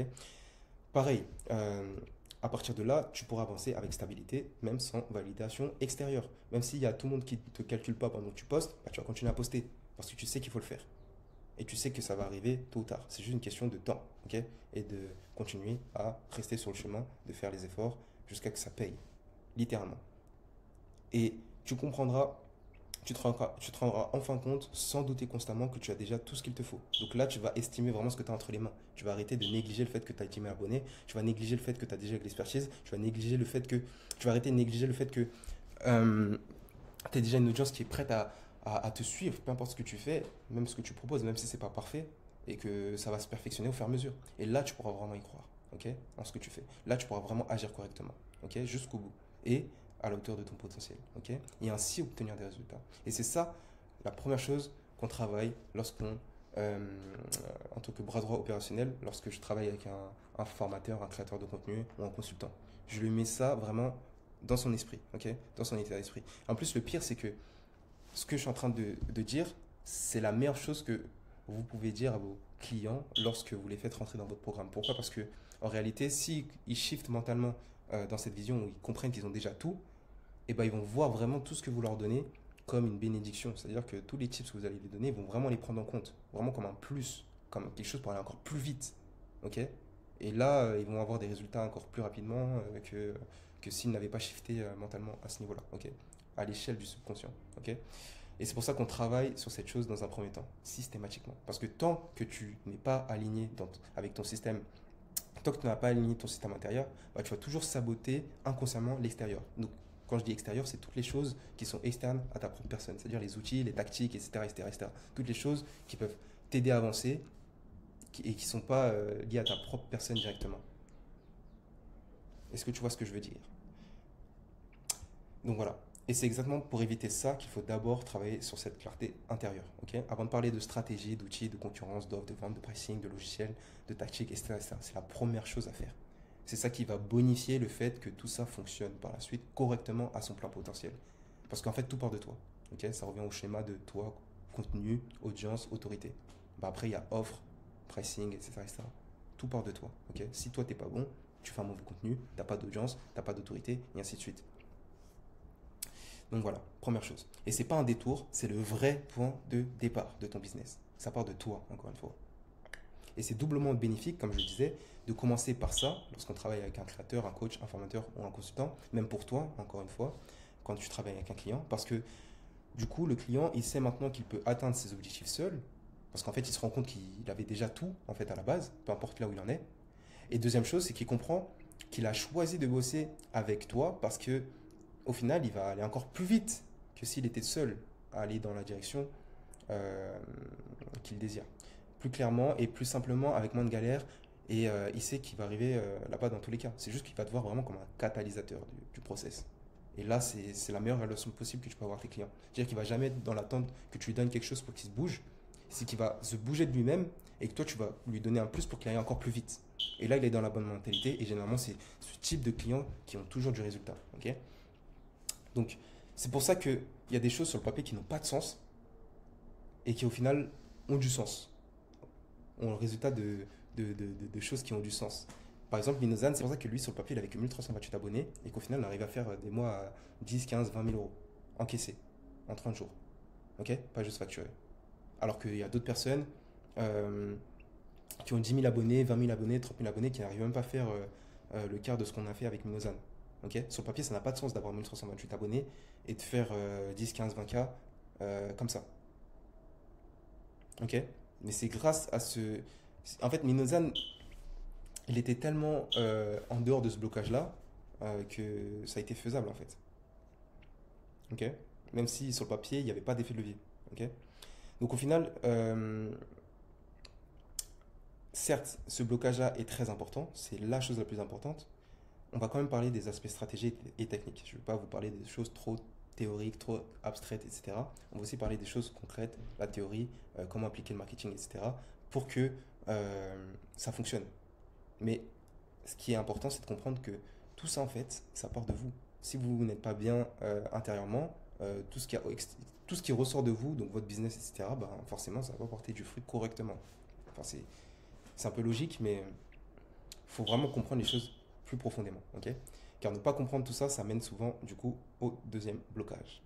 Ok. Donc, le premier blocage que tu le veuilles ou non, ça va alimenter le deuxième blocage, quoi qu'il arrive. C'est que ton offre n'est pas une extension de toi-même. Ton offre n'est pas une extension de toi-même. Effectivement, comment tu peux faire en sorte que ton offre soit une extension de toi-même? Donc, comment tu peux faire en sorte de mettre ton identité dans ton offre, dans ton business, dans ton service, si déjà tu doutes encore au fond de toi que tu n'as pas tout ce qu'il faut? Si tu doutes de ce que tu as à l'intérieur de toi, si tu doutes que tu es la bonne personne, etc. Comment tu peux toi-même, de toi-même en fait, mettre ta personne, ton identité, tes valeurs dans ton service si tu penses que ta personne n'est pas légitime? Bah forcément, tu vas faire quoi? Tu vas essayer de faire un peu comme tout le monde pour compenser cette manière de penser. Tu vas essayer de compenser, tu vas essayer de prendre à l'extérieur, copier les gens et au final faire une offre générique qui n'est pas propre à toi. Alors que les gens attendent quelque chose qui vient de toi. Parce qu'encore une fois, tout part de toi. Tu as fait du contenu qui est propre à toi. Tu as une audience qui suit ton contenu parce qu'il est propre à toi. Et tu as une autorité parce que les gens font partie d'une audience qui résonne avec le contenu qui est propre à toi. Et toi, au final, ce que tu fais, bah, tu fais quoi? Tu fais une offre qui n'a rien à voir avec toi. Ça n'a même pas de sens hein, sur le papier. Mais encore une fois, les gourous, etc., ne parlent pas de ça en profondeur. Et nous, on va le faire, ok? Déjà, on va parler du blocage plus spécifiquement en profondeur. Et ensuite, je te parlerai de la solution associée à ça. Pour que tu arrêtes de faire une offre qui n'est pas une extension de toi, ok? Donc, tout ce qu'il faut, tu as déjà tout ce qu'il faut pour cartonner, mais tu le négliges. Ça revient au blocage 1. C'est pour ça que je dis, si tu as ce blocage-là, bah forcément, ça va alimenter le blocage 1 aussi, ok? Donc, en soi, c'est contradictoire parce que jusqu'à présent, tu as réussi à constituer une audience et une autorité grâce au contenu qui est propre à ta personne. Ok? Toi, contenu, audience, autorité. C'est ce que je disais. Pour au final, soit ne pas faire d'offre du tout, donc pas continuer cette boucle pour vraiment avoir un cercle vertueux complet, ok? Finalisé. Ou soit tu essaies de monétiser ton audience avec une offre générique comparable qui ne te reflète pas vraiment parce que justement tu ne te sens pas légitime, du coup tu vas copier les gens. Ok? Et ça c'est aussi, ça n'a pas de sens. C'est pas propre à toi, ça n'a pas de sens. Ok? En gros, il y a toi, ton contenu, une audience, une autorité. Ok, ça c'est correct. Et derrière, tu fais une offre qui n'a rien à voir avec tout ça. Alors que ton audience n'attend que ça. Tout ce qui découle de toi, c'est ce qu'attend ton audience, ok? Elle est impatiente que tu sortes une offre qui te reflète. Mais je ne sais pas ce que tu fais. Et en fait, il n'y a pas que toi qui fais ça. Il y en a beaucoup. C'est ce que je vois constamment. Même au-delà de tout ce qui est créateur, formateur, etc., il y a beaucoup de business où les gens se retrouvent à copier son concurrent, etc., parce qu'ils n'estiment pas vraiment ce qu'il y a en eux, évidemment. Ils n'estiment pas vraiment ce qu'il y a en eux. Et ils se retrouvent à être un peu moyens, voire avoir des offres génériques qui ne fonctionnent pas vraiment. Ils restent un peu moyens et ils n'arrivent pas à passer certains paliers. Et après, ils se posent la question, qu'est-ce que je dois faire? Quelle stratégie je dois utiliser? Bah non, en fait, c'est pas ça. C'est le blocage 1. Ça revient au blocage 1. Ok? Parce qu'ils n'arrivent pas à comprendre en profondeur certaines choses. Donc en fait, la majorité des créateurs, des coachs en ligne, des formateurs et même des consultants finissent sans même s'en rendre compte par proposer une offre générique par rapport à leur concurrent direct. Ok? Ils tombent dans le piège du je dois proposer quelque chose rapidement ou à tout prix. Ok? Ou quelque chose qui tient la route. Parce que déjà, dans leur tête, ils ne sont pas clairs avec eux-mêmes, ils ne se sentent pas légitimes, donc ils vont chercher quelque chose à combler rapidement, donc une offre, quoi que ce soit. Mais dans tous les cas, dans beaucoup de cas, je veux dire, ils finissent par copier ou faire quelque chose qui existe déjà sans vraiment mettre leur touche personnelle. Ils n'ont pas d'offre signature. Ok? Et au final, ils bricolent un service inspiré de ce qu'ils ont vu ailleurs. Mais le problème, c'est pas l'offre en soi, c'est qu'elle ne reflète pas leur singularité, comme je disais. Elle ne contient ni leur parcours, ni leur vision, ni leur valeur, ni leur approche unique, ni ce qui leur définit littéralement en fait. Et je vais prendre un exemple ultra simple, comme ça vous comprenez vraiment là où je veux en venir, vraiment de manière ultra simple, comme ça vous allez vraiment saisir. Ok? Imagine un magasin où il y a plein d'ordinateurs, ok? Ça peut être la Fnac, Darty, peu importe, ok? Avec plein de PC, plein de marques de PC différents, ok? Comme un HP ou un Lenovo ou un Toshiba, un Asus, un Acer, etc., etc. Donc, tu as certains ordinateurs, certains PC qui vont coûter 300 euros, il y en a qui vont coûter 800 euros, il y en a qui vont coûter 1200 euros. Il y en a qui peuvent avoir 128 Go, d'autres qui peuvent avoir 1 Tera, d'autres qui peuvent avoir 64 Go, 256, peu importe. Ok? Dans la majorité des cas, le client moyen, je dis bien le client moyen, ok? Le client moyen n'est pas un expert dans la tech, ok? Il ne sait pas tous les composants, il ne connaît pas tous les composants de l'ordinateur ou quoi que ce soit, ok? C'est pas un expert dans la tech, ok? Donc il ne va pas aller dans les détails de chaque ordinateur pour comparer toutes les fonctionnalités existantes de l'ordinateur pour choisir l'ordinateur. Et à son niveau, en fait, ce qu'il va faire la plupart du temps, c'est s'en tenir à la chose la plus frappante pour lui, à ses yeux, ok? En tant que client moyen. Et la chose la plus frappante, c'est que tous ces ordinateurs sont la plupart du temps, 99% du temps, sous le logiciel Windows. Ça, c'est la chose qui va lui frapper le plus, ok, directement. Ok. Donc, de son point de vue, en tant que client moyen, il y aura toujours un autre ordinateur qui pourra faire les mêmes actions, avec les mêmes fonctionnalités, et dont aura besoin ce client moyen. Ok. Et le truc, c'est qu'il y aura sûrement un autre ordinateur, à ses yeux, qui aura du coup un prix moins cher pour satisfaire son besoin de la même manière. Ok. Donc, de ce point de vue, chaque ordinateur finit par être qu'un ordinateur de plus. Chaque PC, l'Asus, etc., pour lui, c'est juste plein d'ordinateurs qui font plus ou moins la même chose. Ok. Et en fait, ils pensent ça parce que les détails qui font leur différence ne sont pas frappants aux yeux de ce client moyen. Ok. Donc, ils finissent tous par être comparables et génériques, en fait, littéralement, jusqu'à ce qu'ils tombent sur un MacBook. Ok. Qui lui a un logiciel qui se différencie des autres marques de PC. Ok. Donc, le client moyen, ce qu'il remarque, c'est ça. C'est qu'il allume l'ordinateur, il voit là Windows, Windows, Windows, Windows, Windows, et là d'un coup il voit un OS, il sait pas trop ce que c'est, il voit que c'est différent, c'est plus fluide, voilà, il voit quelque chose de littéralement différent, il trouve ça plus fluide, plus simple, et surtout unique, littéralement, ok, incomparable. Il peut pas le comparer avec un Asus en fait au final, parce que c'est même pas le même logiciel. Pour lui ça n'a rien à voir, c'est deux choses, enfin, c'est deux objets différents, ok. Et ici le magasin d'ordinateur, c'est quoi? C'est ton marché, ok. C'est ton marché. Et les différentes marques d'ordinateurs, c'est quoi? C'est toi et les autres concurrents. Ok. C'est chaque identité. Donc, tu as des Asus, t'as des Toshiba, tu as des Acer, tu as des Mac. Chacun est différent en soi. Ok. Et les différents logiciels d'ordinateur, ce sont les offres proposées par tes concurrents et toi-même. Donc, en fait, tu as plein de concurrents qui vont proposer la même offre. Windows, Windows, Windows, Windows. Alors qu'en soi, ce ne sont même pas la même marque, ce pas les mêmes identités, mais ils ont le même logiciel. Ok. Et voilà, chaque ordinateur a une marque unique, de même que chaque concurrent a une identité unique, une expérience unique, une vie unique, et donc toi aussi. Pourtant, ils ne mettent pas ce qui est propre à eux au sein de leur offre. Chaque ordinateur, chaque Asus, chaque Windows, enfin chaque Toshiba, ils ont tous à la fin le même logiciel, ils ont tous le Windows. Et les concurrents, il y a beaucoup de concurrents qui font la même chose, ils ont tous une offre générique. Ils sont tous différents, ils ont tous un parcours de vie différent, des expériences différentes. Et au final, ils vont proposer plus ou moins la même chose. Ok. Ils ne font pas quelque chose qui est propre à eux, quelque chose d'unique. Ok. Et ils finissent par se ressembler tous en faisant une offre générique. Contrairement à ce qu'a fait Apple avec le Mac, qui propose son propre logiciel. Ok. Il a mis quelque chose qui est propre à son identité de marque au sein de son logiciel. Donc l'offre est différente et il est perçu comme unique au final, ok, aux yeux du client moyen. Apple a créé un jeu auquel il est seul à pouvoir jouer parce que au final, on est tous différents, on a tous des expériences de vie différentes. Personne ne peut venir et dire que j'ai exactement la même expérience que toi. Personne n'est allé dans la même école que toi, qui a marché dans la même rue au même moment, qui a eu les mêmes difficultés, etc., etc., etc., comme toi. Donc au final, si tu mets vraiment ton identité, tu es perçu comme unique. Et c'est exactement ce qu'a fait Apple. Il a créé un jeu littéralement auquel il est seul à pouvoir jouer. Et en fait, ça se fait en mettant justement leur identité, enfin, c'est en mettant sa propre identité dans son offre, ok, qui est propre à toi, ok, au lieu de faire comme les autres qui ne le font pas, ok. Et tu peux aussi faire comme Apple dans ta situation. Tu peux faire ressortir ton vécu, tes leçons de vie, ton expertise avec ton approche dans l'offre que tu veux mettre en place auprès de ton audience, ok, pour que tu sois perçu comme unique, incomparable et en termes de service, de prix, etc. C'est vraiment dans tous les compartiments, ok. Tu peux être incomparable à tous les niveaux, ok. Mais il faut que tu sois vraiment conscient de toi-même. Donc ça revient au blocage numéro un, ok. Et au final, ce qu'il faut se demander, c'est est-ce que ton service véhicule tout ce qui est en toi ou bien est-ce que tu as établi ton service en faisant un peu comme tout le monde? Ça, c'est la vraie question, ok? Juste parce qu'il fallait donner quelque chose, peu importe la qualité, pour amasser de l'argent de ton audience. Est-ce que tu l'as fait parce que tu étais pressé, parce que tu as une vision court-termiste et du coup, tu alimentes toi-même ton propre blocage numéro un en fait, où tu n'estimes même pas ce qu'il y a à l'intérieur de toi, et blocage numéro 2, tu ne le mets même pas en avant en fait. Donc, qu'est-ce que tu fais? Est-ce que tu fais plutôt ça ou est-ce que tu fais plutôt ça? C'est ça qu'il faut se demander. Ok.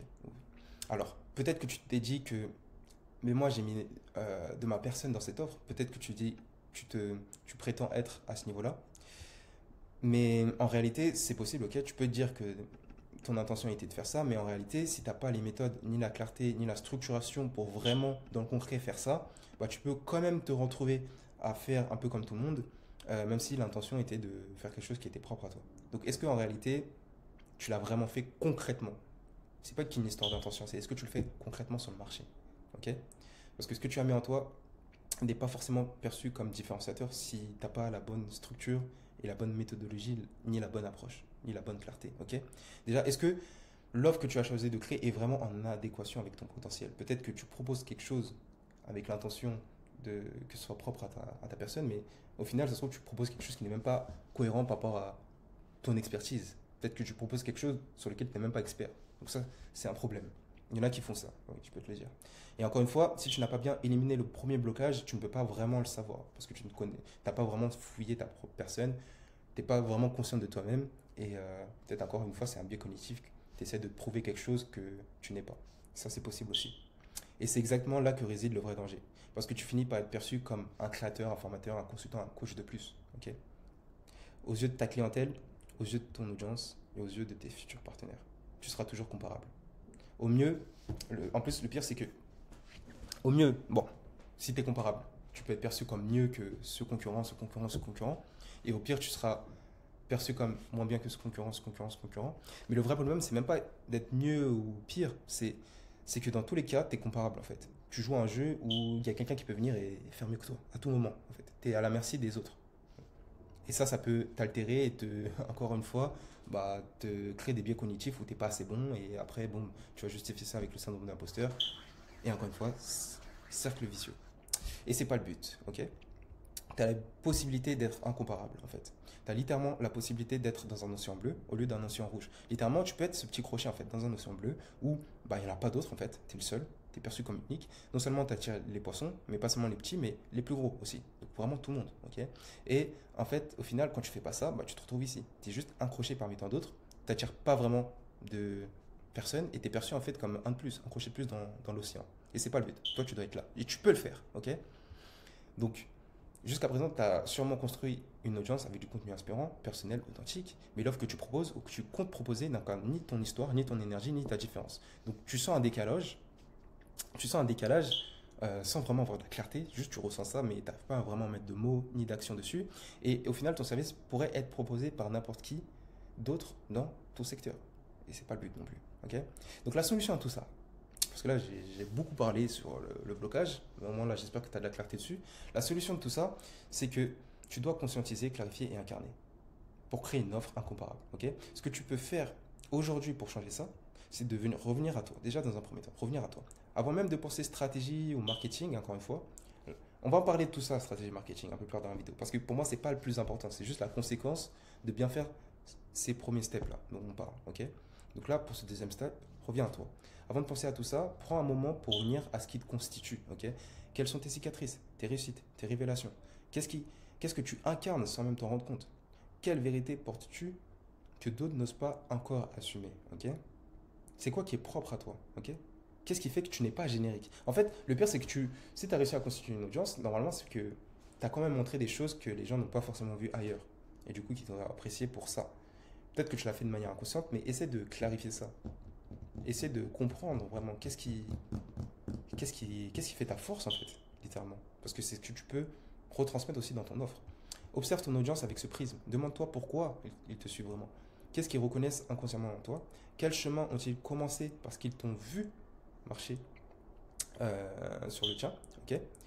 Euh, et troisième chose, croise les deux univers. En fait, ce que tu portes, ok, donc ce qui est propre à toi, et ce que ton audience cherche auprès de toi, ok, tu dois trouver le croisement entre les deux. Et c'est là où tu es à la fois bon, différent et demandé. C'est vraiment ça que tu dois chercher, le croisement entre les deux. Et c'est ici que doit naître ton offre. Pas juste en faisant du brainstorming dans un fichier Notion ou en faisant des recherches sur Internet ou en questionnant ChatGPT, c'est en confrontant ta propre personne et ton audience et faire le croisement des deux. Ok. Donc tu dois puiser en toi et confronter ton audience littéralement. Mais dans la cohérence entre ton fond intérieur et leur quête extérieure. Ok. Ce que eux recherchent vis-à-vis de toi. Ok. Et une fois que tu as ça, tu peux structurer et la concrétiser. Ok. Donc après, tu peux donner une forme concrète à ton approche, étape. Donc constituer ton offre, donc à travers des étapes, des livrables. Tu peux mettre un nom, tu peux définir une durée pour atteindre le résultat qu'il cherche à avoir et une méthodologie qui est propre à toi, qui est propre à ton expérience de vie, etc. Ok. Tu peux le documenter et le proposer et le mettre en avant auprès de ton audience. Donc après, ça te permet d'avoir une offre signature qui ne puisse pas être copiée par ta concurrence. Ok? Et tu crées le jeu auquel tu es le seul à pouvoir jouer. Ok? C'est ton jeu. Ok? Parce que c'est une émanation de ta vision. Ok? Et donc ton service ne doit pas juste servir les autres, il doit matérialiser qui tu es. Ok? Et seulement ensuite être mis à disposition pour les autres. Ok? Et une fois que tout ça c'est bon, là tu déploies. Tu fais ton branding, ton copywriting, ta page de vente, ton pitch, tout devient simple en fait. Parce qu'en fait, c'est tellement clair que tu as juste à exécuter. Et c'est pour ça qu'en fait, si tu comprends que tu as déjà tout à l'intérieur de toi, après c'est juste regarder un tuto sur telle ou telle chose pour l'implémenter. Mais tu vas pas réfléchir sur le fond. Tu vas juste reprendre des templates et le mettre à ta sauce. Et en fait là, ça devient cohérent et ça va fonctionner. Parce que c'est authentique. Ça n'a pas besoin d'être hyper sophistiqué, mais c'est authentique à ta personne et ça fonctionne parce que ça résonne avec ton audience. Et du coup, c'est sur la continuité du schéma, toi, contenu, audience, autorité. Et du coup, après, tu as le niveau offre, prix, page de vente, etc., etc. Tout ça découle de toi. Et même si c'est pas parfait, comme ça résonne à ta propre personne, bah, ça va résonner. Comme ça résonne avec ta personne, ça va résonner aussi avec ton audience parce que ton audience résonne avec ta personne. Donc même si c'est pas parfait, ils vont quand même être séduits par ce que tu vas proposer, même si c'est pas ultra poussé. Ok? Donc tout devient simple quand tu parles de ton essence et non d'une promesse copier-coller. Tu ne vends plus une solution, tu transmets une transformation qui t'est propre, ok? Et que les gens cherchent à atteindre parce qu'ils te suivent. Ok? Ils sont sur le chemin que tu as déjà parcouru. Et ça, c'est ce qu'on fait chez Elionex. Ok? On réveille le potentiel qui se met en toi afin de matérialiser et afin de le matérialiser et de le mettre à disposition de ton audience avec des stratégies et outils marketing commercial boostés avec de l'IA et des talents. Ok? Nous, le seul avantage de travailler avec nous, c'est qu'une fois que tu comprends tout ça, on t'aide à concrètement implémenter toutes ces parties-là en fait de ton business. Ok? On t'aide à implémenter tout ça pour que ça devienne simple de pouvoir passer à l'action et que tu te consacres en fait sur les choses où tu as déjà des compétences, c'est-à-dire créer du contenu qui t'est propre, etc. Et nous, on fait tout le reste, ok? Mais on fait selon ta personne, ton image, ton angle différenciant, ok? Et là, il y a du résultat. À partir de là, ça devient inévitable pour toi de ne plus avoir ce besoin de te comparer, d'attirer ceux qui veulent spécifiquement ce que toi seul tu peux proposer, ce que tu incarnes, ce que veut ton audience, et de te différencier sans effort. En fait, tu as juste à être toi-même au final. Ton unicité fait le filtre. Tu vas avoir des bons clients qui résonnent avec toi. Et ça va éliminer les clients qui vont te prendre la tête parce qu'ils ne comprennent même pas ta vision ou quoi que ce soit. Ok? Tu vas attirer les bonnes personnes. Tu vas avoir du plaisir à travailler avec cette personne-là en plus. Et surtout, de te reconnecter à une mission qui t'élève autant qu'elle impacte les autres. Ok? Là, c'est même plus une histoire d'argent. Voilà, tu te sens même grandir en tant qu'être humain. Et là, tu es vraiment dans un, dans un, dans un, dans un cercle vertueux. C'est pour ça que identifier les blocages, ça te permet de vraiment avancer. Ok? Donc ton audience n'attend pas euh, une nouvelle chose de ta part, un énième programme, quelque chose qui n'est pas propre. Elle attend l'expression aboutie de ce que tu es déjà en fait. Juste concrétise, matérialise ce que tu es à travers une offre. Donc une extension de toi-même. C'est pour ça que j'ai dit que c'est un problème, c'est un blocage. Tu ne comprends pas qu'il faut faire ça. Il faut faire une offre qui est une extension de toi-même. Ok? Et c'est à travers ton offre signature qu'elle le percevra. Ok? Une fois que tu as fait ça, tu as une offre signature, une offre qui t'est propre. C'est comme une signature, en fait, il n'y a personne qui a la même signature que toi. C'est une offre signature. Donc même si tu arrives à solutionner les deux premiers blocages, le travail n'est pas terminé. C'est le socle. Mais en fait, comme je le disais, ces deux solutions vont pouvoir alimenter les suivants. Mais si tu gardes les prochains blocages, bah, en fait, ça va détruire un peu les premiers blocages. Donc le travail n'est pas terminé. Là, on a parlé de manière très théorique, très abstraite, très monde intérieur, etc. Là, on va parler des choses un peu plus concrètes, stratégie marketing, etc. Mais qui découlent justement de ta personne, si tu comprends bien. Tu vois, le fil directeur qu'il y a, bah, c'est littéralement ça qui fait la différence. Donc il faut maintenant que tu puisses déployer cette offre signature. Mais ça encore, ça devient un problème sur lequel beaucoup se retrouvent bloqués, en plus des deux premiers blocages. Donc on va parler du troisième blocage. Donc le manque de clarté sur l'approche stratégique. Ok? Alors peut-être que maintenant tu sais que tu vas arriver à ton objectif d'une manière ou d'une autre. Tu le sais, ok? Tu ne le crois pas juste, tu le sais. Peut-être que tu as une offre propre à toi, tu as une offre signature, mais le chemin pour déployer tout ça est flou, ok? Ça reste flou. Tu sais plus ou moins d'où tu pars, tu as vraiment fait la clarification, tu sais où tu vas aller, mais comment tracer le chemin exact? Là, ça peut être flou, ok? Tu risques peut-être de faire pas mal d'itérations et ça peut te donner un certain doute qui va alimenter le premier blocage. Tu vas faire apparaître le premier blocage, comme ça. Donc, c'est pas fini. Pourquoi? Parce que tu n'as pas de structure, tu n'as pas de priorité, tu n'as pas de plan d'action solide, juste une masse d'idées désorganisées. Ça, c'est un peu ce qui se passe. C'est ça qui crée le flou. Et ça se traduit par des semaines entières à travailler dans le vide, sans que rien de tangible n'en ressorte. Il n'y a pas de résultat concret. Des notes remplies d'idées, de début de programme, de tout doux, mais aucune mise en œuvre complète. Donc ça te pousse à procrastiner ou à faire les choses à moitié, ou voilà, pas faire les choses dans les temps pour que ça porte du fruit, encore une fois, et une stratégie d'acquisition inexistante ou dispatchée. Donc peut-être que voilà, un jour tu vas poster sur Insta, un jour sur YouTube, tu testes plein de choses, mais sans colonne vertébrale. Il n'y a pas de fil directeur dans tes actions. Et en fait, ça te fait perdre en traction, en puissance dans ton avancée, en fait, littéralement. Et ça peut te donner aussi une sensation constante d'être à côté de la plaque, sans savoir si le problème vient de ton offre, de ton message, ta cible, ou pire, de toi-même. Donc, comme je disais, ça peut déconstruire en fait les solutions que tu avais trouvées au premier blocage, bah, ça peut les réalimenter. C'est pour ça qu'il faut détruire chacun de ces blocages, indépendamment, mais aussi de manière simultanée. Ok. Donc au final, tu avances au hasard, sans savoir si tu t'approches vraiment de ton but. Et comme tu n'as pas forcément résolu le blocage numéro un, bah, plus le temps passe, plus tu t'épuises. Et là, boum, fatigue mentale, stress, perte de confiance, et boum, tu reviens dans le cercle vicieux. Ok. Tu quittes le cercle vertueux que tu avais commencé à construire. Donc la solution à ça, on va pas parler 10 000 ans, je vais essayer d'être un peu plus bref. La solution à ça, c'est bah, de dézoomer, de simplifier et de verrouiller. Ok. Pour enfin avancer avec cohérence. Donc si tu veux sortir du brouillard, si tu veux sortir du flou, tu n'as pas besoin de faire plus. Tu dois faire mieux et dans le bon ordre. Ok. Tu dois prioriser. Ok. Simplifier, prioriser. Voici un plan concret pour trouver de la clarté stratégique. Fais un audit honnête de ton point de départ. Ok. Où est-ce que tu en es? Ok. Où est-ce que tu en es exactement dans ton avancée? Ok. Bon. Est-ce que tu as bien traité le blocage 1, bien traité le blocage 2? Maintenant, concrètement, factuellement, qu'est-ce que tu as mis en place? Où est ton audience? Où est-ce que tu as plus d'engagement?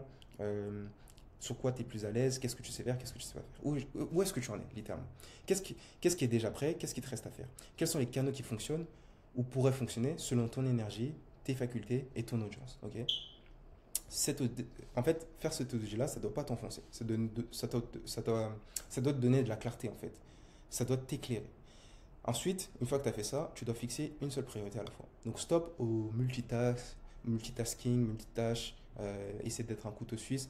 Choisis un seul combat à la fois, une seule bataille à la fois. Ok. Est-ce que c'est lancer une offre que je dois faire? Est-ce que c'est structurer une séquence? Est-ce que c'est clarifier ton positionnement? Fais pas trop, fais pas 10 000 trucs à la fois. Fais une chose à la fois. Ok. Je te dis tout ça parce que c'est des choses qui m'ont freiné avec déjà moi-même, mais aussi avec mes clients au début quand je devais leur apporter des résultats. Des fois, je faisais plein de choses en même temps, je complexifiais des choses, il n'y avait pas de clarté dans le process. Non seulement j'étais perdu, mais en plus, mon client perdait confiance en moi parce qu'il ne voyait pas trop l'aboutissement de tout ce que je faisais. Donc ça, c'est vraiment des leçons. C'est pour ça que dans cette approche-là, essaie de clarifier au minimum. Fais un audit, simplifie, priorise et fais une chose à la fois. Ok. Et fais-le jusqu'au bout. Même si c'est imparfait, fini, ok? C'est pas une finalité de faire un lancement. Tu peux refaire un lancement plus tard si ça marche pas. Mais au moins, tu avances step by step. Et au moins, après, tu pourras analyser concrètement, ok? Qu'est-ce que tu dois améliorer? Pas parce que tu l'as pas fait, mais parce que tu l'as fait et que tu as vu concrètement, en confrontant le marché, que ça, c'est mieux que ça. Du coup, la prochaine fois, tu le feras mieux, ok? Donc, fais les choses dans l'ordre et jusqu'au bout, même si c'est imparfait, ok? Et choisis une stratégie, pas 10. Ne tente pas de tout faire en même temps. Choisis une séquence simple. Par exemple, peut-être essaye de créer du contenu, ensuite créer un lead magnet. Donc un lead magnet, c'est quelque chose d'attractif pour récolter par exemple des emails, ok, et derrière avoir des rendez-vous. Donc peut-être que tu peux donner un guide offert, un e-book offert, tu peux mettre en story. Juste avant ça, tu peux créer un formulaire avant de le donner cet e-book-là. Donc un formulaire qui donne accès à cet e-book-là. Et sur ce formulaire, tu récoltes nom, prénom, email pour voir les personnes qui ont suscité de l'intérêt envers ton e-book. Et derrière, tu recontactes toutes ces personnes-là en leur proposant un rendez-vous pour approfondir ce que tu as pu donner dans le e-book et potentiellement leur proposer de les accompagner à travers ton offre. Ok. Ça, c'est ce que tu peux faire. Ou sinon, créer du contenu, prévente, etc. Bref, ça, c'est des exemples assez simples. En soi, il y en a plein d'autres. C'est pour ça que je ne vais pas trop m'attarder sur ça.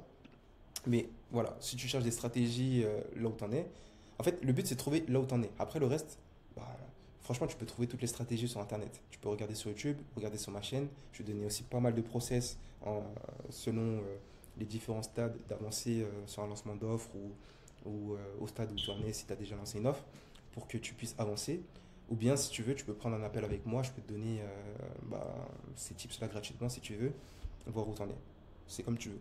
Mais le plus important, c'est de trouver là où t'en es et ensuite tu cherches l'information. C'est pas si complexe de trouver l'information. Le plus compliqué, c'est de trouver qu'est-ce que tu dois chercher aujourd'hui. Ok. Donc ce qui compte, c'est la cohérence entre chaque étape. Donc une fois que tu as fait ça, essaie de planifier à l'avance. Bon, planifie pas à l'avance sur 10 ans, planifie juste à 30 jours. Ok. Surtout si tu es dans tes débuts. Tu peux pas avoir de la clarté sur les 6 prochains mois. Parce que tu vas voir qu'il y a pas mal de choses que tu avais planifiées qui vont bouger. Donc, essaye juste de planifier sur 30 jours. Donc, tu détermines un objectif clair, 3 leviers maximum. Par exemple, si tu veux prospecter, avoir des clients, susciter de l'intérêt sur une audience vis-à-vis de ton offre, fais-le sur un canal, 2 canaux ou 3 canaux max. Ne mélange pas 10 000 trucs à la fois. Et utilise quelques métriques. Par exemple, le nombre de rendez-vous pris, le nombre d'appels réservés, etc., etc. Essaye pas de contrôler 10 000 statistiques à la fois, sinon tu vas t'y perdre, littéralement. Donc, crée un tableau de bord simple pour traquer les prospects, donc les personnes qui ont suscité un intérêt envers ton offre, les ventes, les conversations, le revenu, et le reste, tu oublies. Vraiment, simplifie le tout et priorise. Et après, tu avances. Et au fur et à mesure, tu améliores en fonction des retours que tu arrives à voir, en fonction de ce que tu traques. Ok. Et l'avantage qu'obtiennent nos partenaires en travaillant avec nous sur ces points-là, c'est qu'ils peuvent suivre une stratégie step by step qu'on a déjà itérée, rectifiée et optimisée. C'est-à-dire que nous, on peut partir déjà d'un truc plus ou moins complexe, mais pas parce que on veut faire quelque chose de complexe, mais juste parce qu'on a tellement testé dans différents cas de figure que on sait quelles sont les actions inutiles, qu'est-ce qui est vraiment important à traquer, et en fait on saute des itérations auxquelles on a déjà la réponse en fait dès le départ. Donc ça nous permet de se concentrer directement sur ce qui est efficace dans leur contexte. Et en fait, ça, c'est dû à quoi? C'est dû à une approche itérative. C'est-à-dire qu'on a eu des hypothèses qu'on a expérimentées, qui nous ont donné des résultats qu'on a analysés et optimisés, et ça plusieurs fois. On a tellement fait cette boucle-là que lorsqu'on travaille avec un nouveau consultant, formateur ou coach en ligne, ben, on sait déjà dans son cas précis qu'est-ce qu'on peut directement mettre en place. Et pas partir de zéro, en fait, de l'itération zéro, mais partir par exemple de l'itération numéro 52. Et ça devient. Et en fait, ça permet aussi à nos clients de inévitablement atteindre une paix mentale. Donc, ils savent quoi faire, quand et comment. Ils peuvent atteindre un stade où ils ont une productivité alignée, donc ils avancent sur ce qui compte. Ils ne vont pas faire des itérations inutiles. Et ça crée un effet boule de neige. Donc, chaque petite victoire construit la suivante. Et là, on est dans un cercle vertueux. Ok. Et surtout, une transformation intérieure. Ils se voient progresser. Donc, ils gagnent en confiance. Et faites cette solution, ça alimente, comme je disais, la solution 1, la solution 2 et ainsi de suite. Donc ça renforce le cercle vertueux. Parce qu'en fait, ça travaille leur biais cognitif. Ils expérimentent des choses qui permettent de aussi shifter leur biais cognitif. Donc tu ne peux pas concrétiser ton impact si tu restes enfermé dans le flou. Et tu ne peux pas t'élever si tu refuses de choisir une direction claire en fait pour toi-même. Décide en fait, simplifie et exécute. Maintenant, tu es censé savoir quoi exécuter et dans quel ordre. Si tu as fait justement cet audit-là, ok? Donc, ce que je t'invite à faire. Mais c'est pas suffisant. Parce que même si tu as de la clarté sur ce que tu dois faire, ça nous amène justement au quatrième blocage. Donc, blocage 4, et le dernier, c'est le manque de compétences techniques pour exécuter. Donc, ok, maintenant, tu as peut-être une vision claire de ce que tu dois faire, tu sais ce qu'il faudrait faire. Tu as même peut-être suivi des formations, noté des plans, regardé des vidéos YouTube, comme je te l'ai dit, vu ce que d'autres ont mis en place. Mais dès qu'il faut passer de l'idée à la réalité concrète, tu cales. Tu as du mal. Pas par manque de volonté, mais parce que tu ne sais pas comment faire concrètement, techniquement. Ok. Ce manque de compétences techniques te freine à plusieurs niveaux. Tu sais qu'il te faut une page de vente, une landing page, mais tu ne sais pas la créer. Tu sais que voilà, faut faire des emails, des relances, mais tu ne sais pas mettre une adresse email professionnelle, tu ne sais pas les automatiser pour que tu ne les envoies pas manuellement à tous tes prospects et dans les temps. Tu vois l'intérêt de faire un agenda en ligne, de faire un calendrier ou un formulaire d'intégration, mais tu ne sais pas comment connecter les différents outils concrètement. Et du coup, tu cales dessus. Tu veux créer une séquence de vente, mais tu ne sais pas comment l'écrire, comment l'intégrer, comment la déclencher. Tu veux traquer toutes tes actions, mais tu ne sais pas comment créer un dashboard, mettre en place des outils pour avoir de la clarté, sans que en fait, tu t'embrouilles dans l'établissement de tous ces outils-là. Tu sais qu'il y a des outils d'intelligence artificielle qui peuvent t'alléger, mais tu ne les maîtrises pas. Donc ça aussi, ça te frustre, ça te freine et ça te bloque dans le concret. Donc tu cales. Donc résultat, tu repousses le lancement, tu testes de mettre Tu tentes de mettre des choses en place, mais le résultat concret n'est pas à l'image de ce que tu as en tête. Du coup, ça te frustre encore et tu as une vision euh, un peu décalée par rapport au concret en fait. Tu vis une dissonance intérieure entre le potentiel que tu as à l'intérieur et ce que tu concrétises. Et ça frustre. Et ce blocage, il crée des émotions très précises, surtout si tu n'as pas, encore une fois, traité le blocage numéro un. Encore une fois. Donc, frustration, dévalorisation, fatigue mentale, etc., etc. Voilà ce que tu peux faire pour contrer tout ça. Ok. Solution 4. Adopte l'approche low-tech haute valeur et monte en puissance progressivement. Donc, tu n'as pas besoin de devenir un développeur ou d'apprendre 12 outils à la fois. Non, rien de tout ça. Tu as besoin de clarté. Ok. C'est un peu comme la solution 3, mais plus de manière technique. Ok. Tu dois simplifier les choses. Tu dois monter en compétence de manière progressive. Une chose à la fois, de manière stratégique, ok. Et adapter aussi à ta réalité. Là où tu es déjà plus ou moins bon, essaie de peaufiner là où tu es déjà plus ou moins bon avant d'attaquer des choses où tu es complètement nul, qui vont te demander énormément de ressources en termes de temps, argent, énergie, etc., etc. Ok. Donc, toujours adapté à ta réalité. Part de toi, encore une fois. Voici comment avancer malgré ton manque de compétences techniques. Donc, tu peux établir une carte clair de ton système idéal. Pas besoin de complexité ou quoi que ce soit. Imagine un parcours simple. Ok. Par exemple, lead magnet, formulaire, email de bienvenue, tu peux faire un lien vers une prise de rendez-vous, d'achat, etc. C'est ce qu'on appelle un système minimum viable. Ok. C'est comme un product minimum viable. C'est la version minimaliste de quelque chose de fonctionnel qui peut te donner des résultats. Ok. Comme ça, tu n'as pas besoin de faire des choses trop poussées par rapport à ton niveau. Et au fur et à mesure, tu l'optimises. Ok. Ça, c'est la première chose que tu peux faire. Ok. Deuxième chose, c'est identifier du coup les outils associés à ce système minimum viable pour que tu puisses le mettre en œuvre. Ok. Donc, 3 outils maximum à maîtriser, ok, pour chacune des choses. Donc, première chose, par exemple, ça peut être System.io pour les emails, pour la page de vente, Google Form pour le formulaire d'onboarding, Calendly pour la prise de rendez-vous, donc l'agenda en ligne. Tu peux utiliser ça. Et en réalité, dans ce système minimum viable, tu as besoin que d'un seul outil par fonction d'usage. Donc pour prendre les rendez-vous, tu n'as pas besoin de 10 outils. Pour prendre les informations lors de l'onboarding, tu n'as pas besoin de 30 000 outils. Ok. Un seul outil par fonction d'usage. Ok.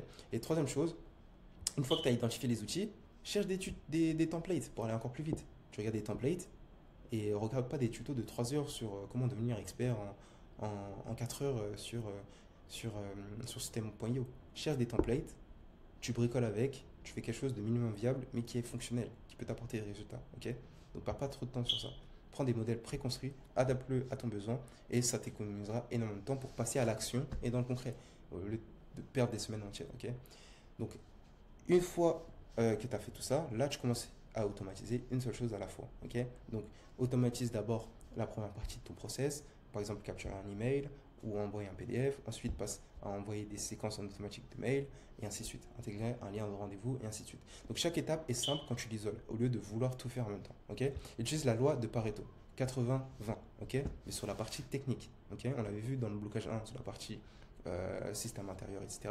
Là, sur la partie technique, c'est la même chose. 80% des résultats viennent de 20% de tes actions. Ok. Donc isole les choses, simplifie, priorise, et regarde là où tu vas avoir plus de résultats parmi toutes les choses que tu dois faire. Ok. Et ensuite, tu priorises. Donc par exemple, avoir une landing page propre, avoir un bon email d'accueil vaut mieux qu'un funnel complexe non terminé.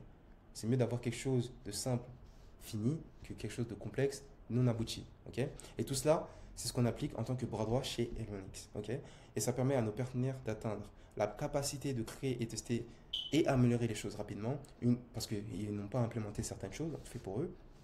Et en plus, on a itéré pas mal de fois ces process-là, donc on arrive rapidement à quelque chose de complexe et fonctionnel. On leur permet aussi d'atteindre une situation où concrétiser ce qu'ils ont imaginé devient simple.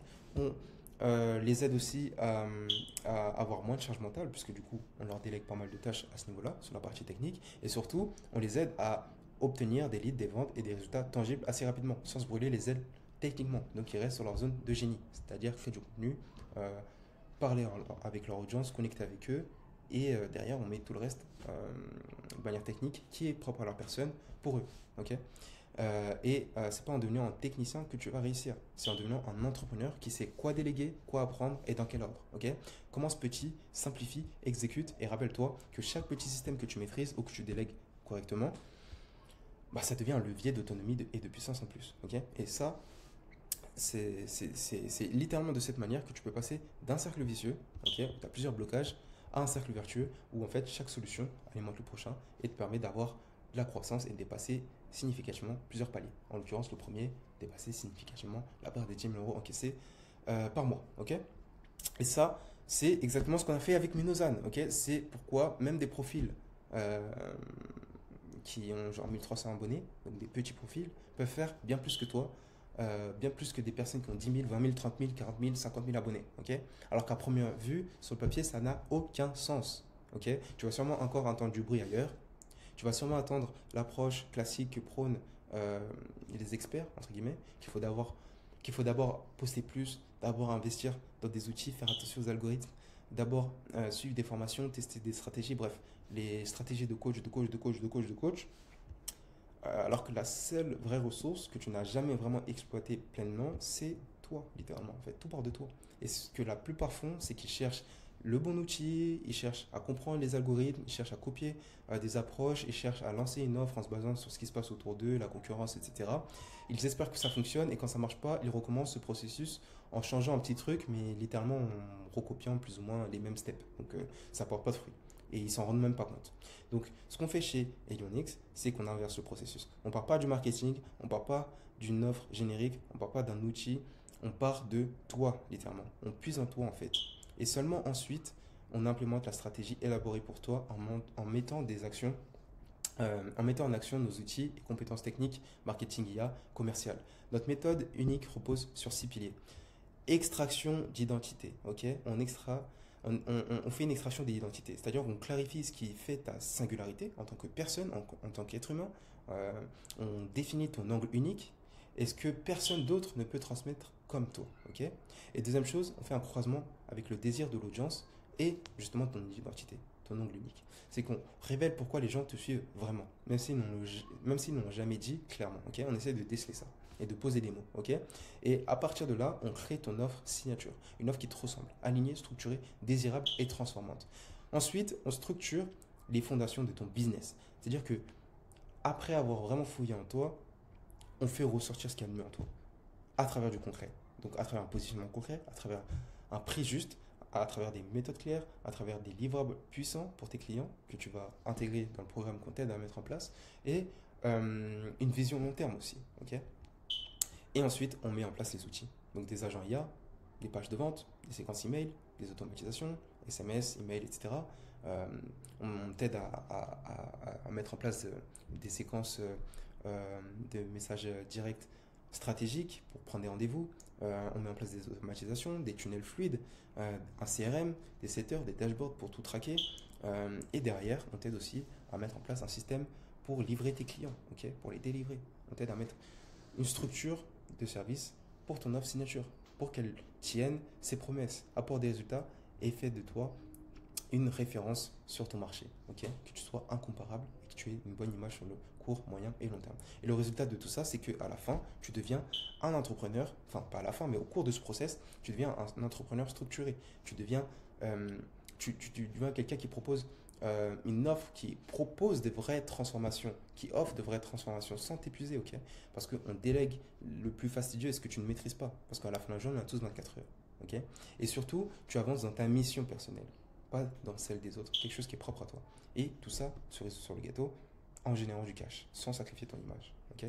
Donc la vraie question, c'est pas est-ce que ça va marcher pour moi, toutes ces choses-là, tout ce dont je suis en train de dire, c'est des choses fondamentales. Donc forcément, ça va marcher pour toi. C'est plutôt, est-ce que je suis prêt à exploiter ce que je porte réellement pour en faire un business aligné, éthique et puissant? C'est vraiment la question que tu dois te poser maintenant. Et si la réponse est oui, j'espère que c'est oui, hein, sinon c'est un peu dommage d'avoir regardé jusqu'à présent, jusqu'à ce niveau, deux possibilités s'offrent à toi. Soit tu tentes d'implémenter chacune de ces solutions de ton côté, ok, ce qui est possible, ce qui est faisable, ou soit tu comprends directement que tu n'as que 24 heures dans ta journée et que dans tous les cas, tu voudras déléguer certaines tâches. Ok. Donc, si tu es dans le deuxième cas, Elionix est là pour être ton bras droit opérationnel. Ok. Avec un modèle à la performance. Pour que ce soit inévitable pour toi de monétiser correctement ton audience sur le court, moyen et long terme. Ok. Sans détruire ta réputation.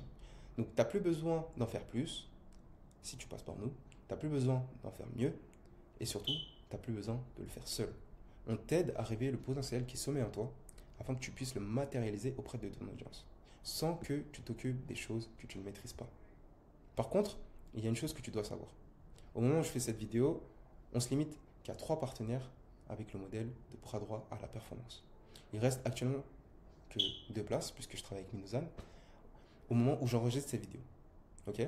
Donc si tu es intéressé, clique sur le bouton juste en dessous qui redirige vers mon agenda ou une vidéo assez brève qui va expliquer comment fonctionnent les prochains steps si tu es intéressé pour discuter.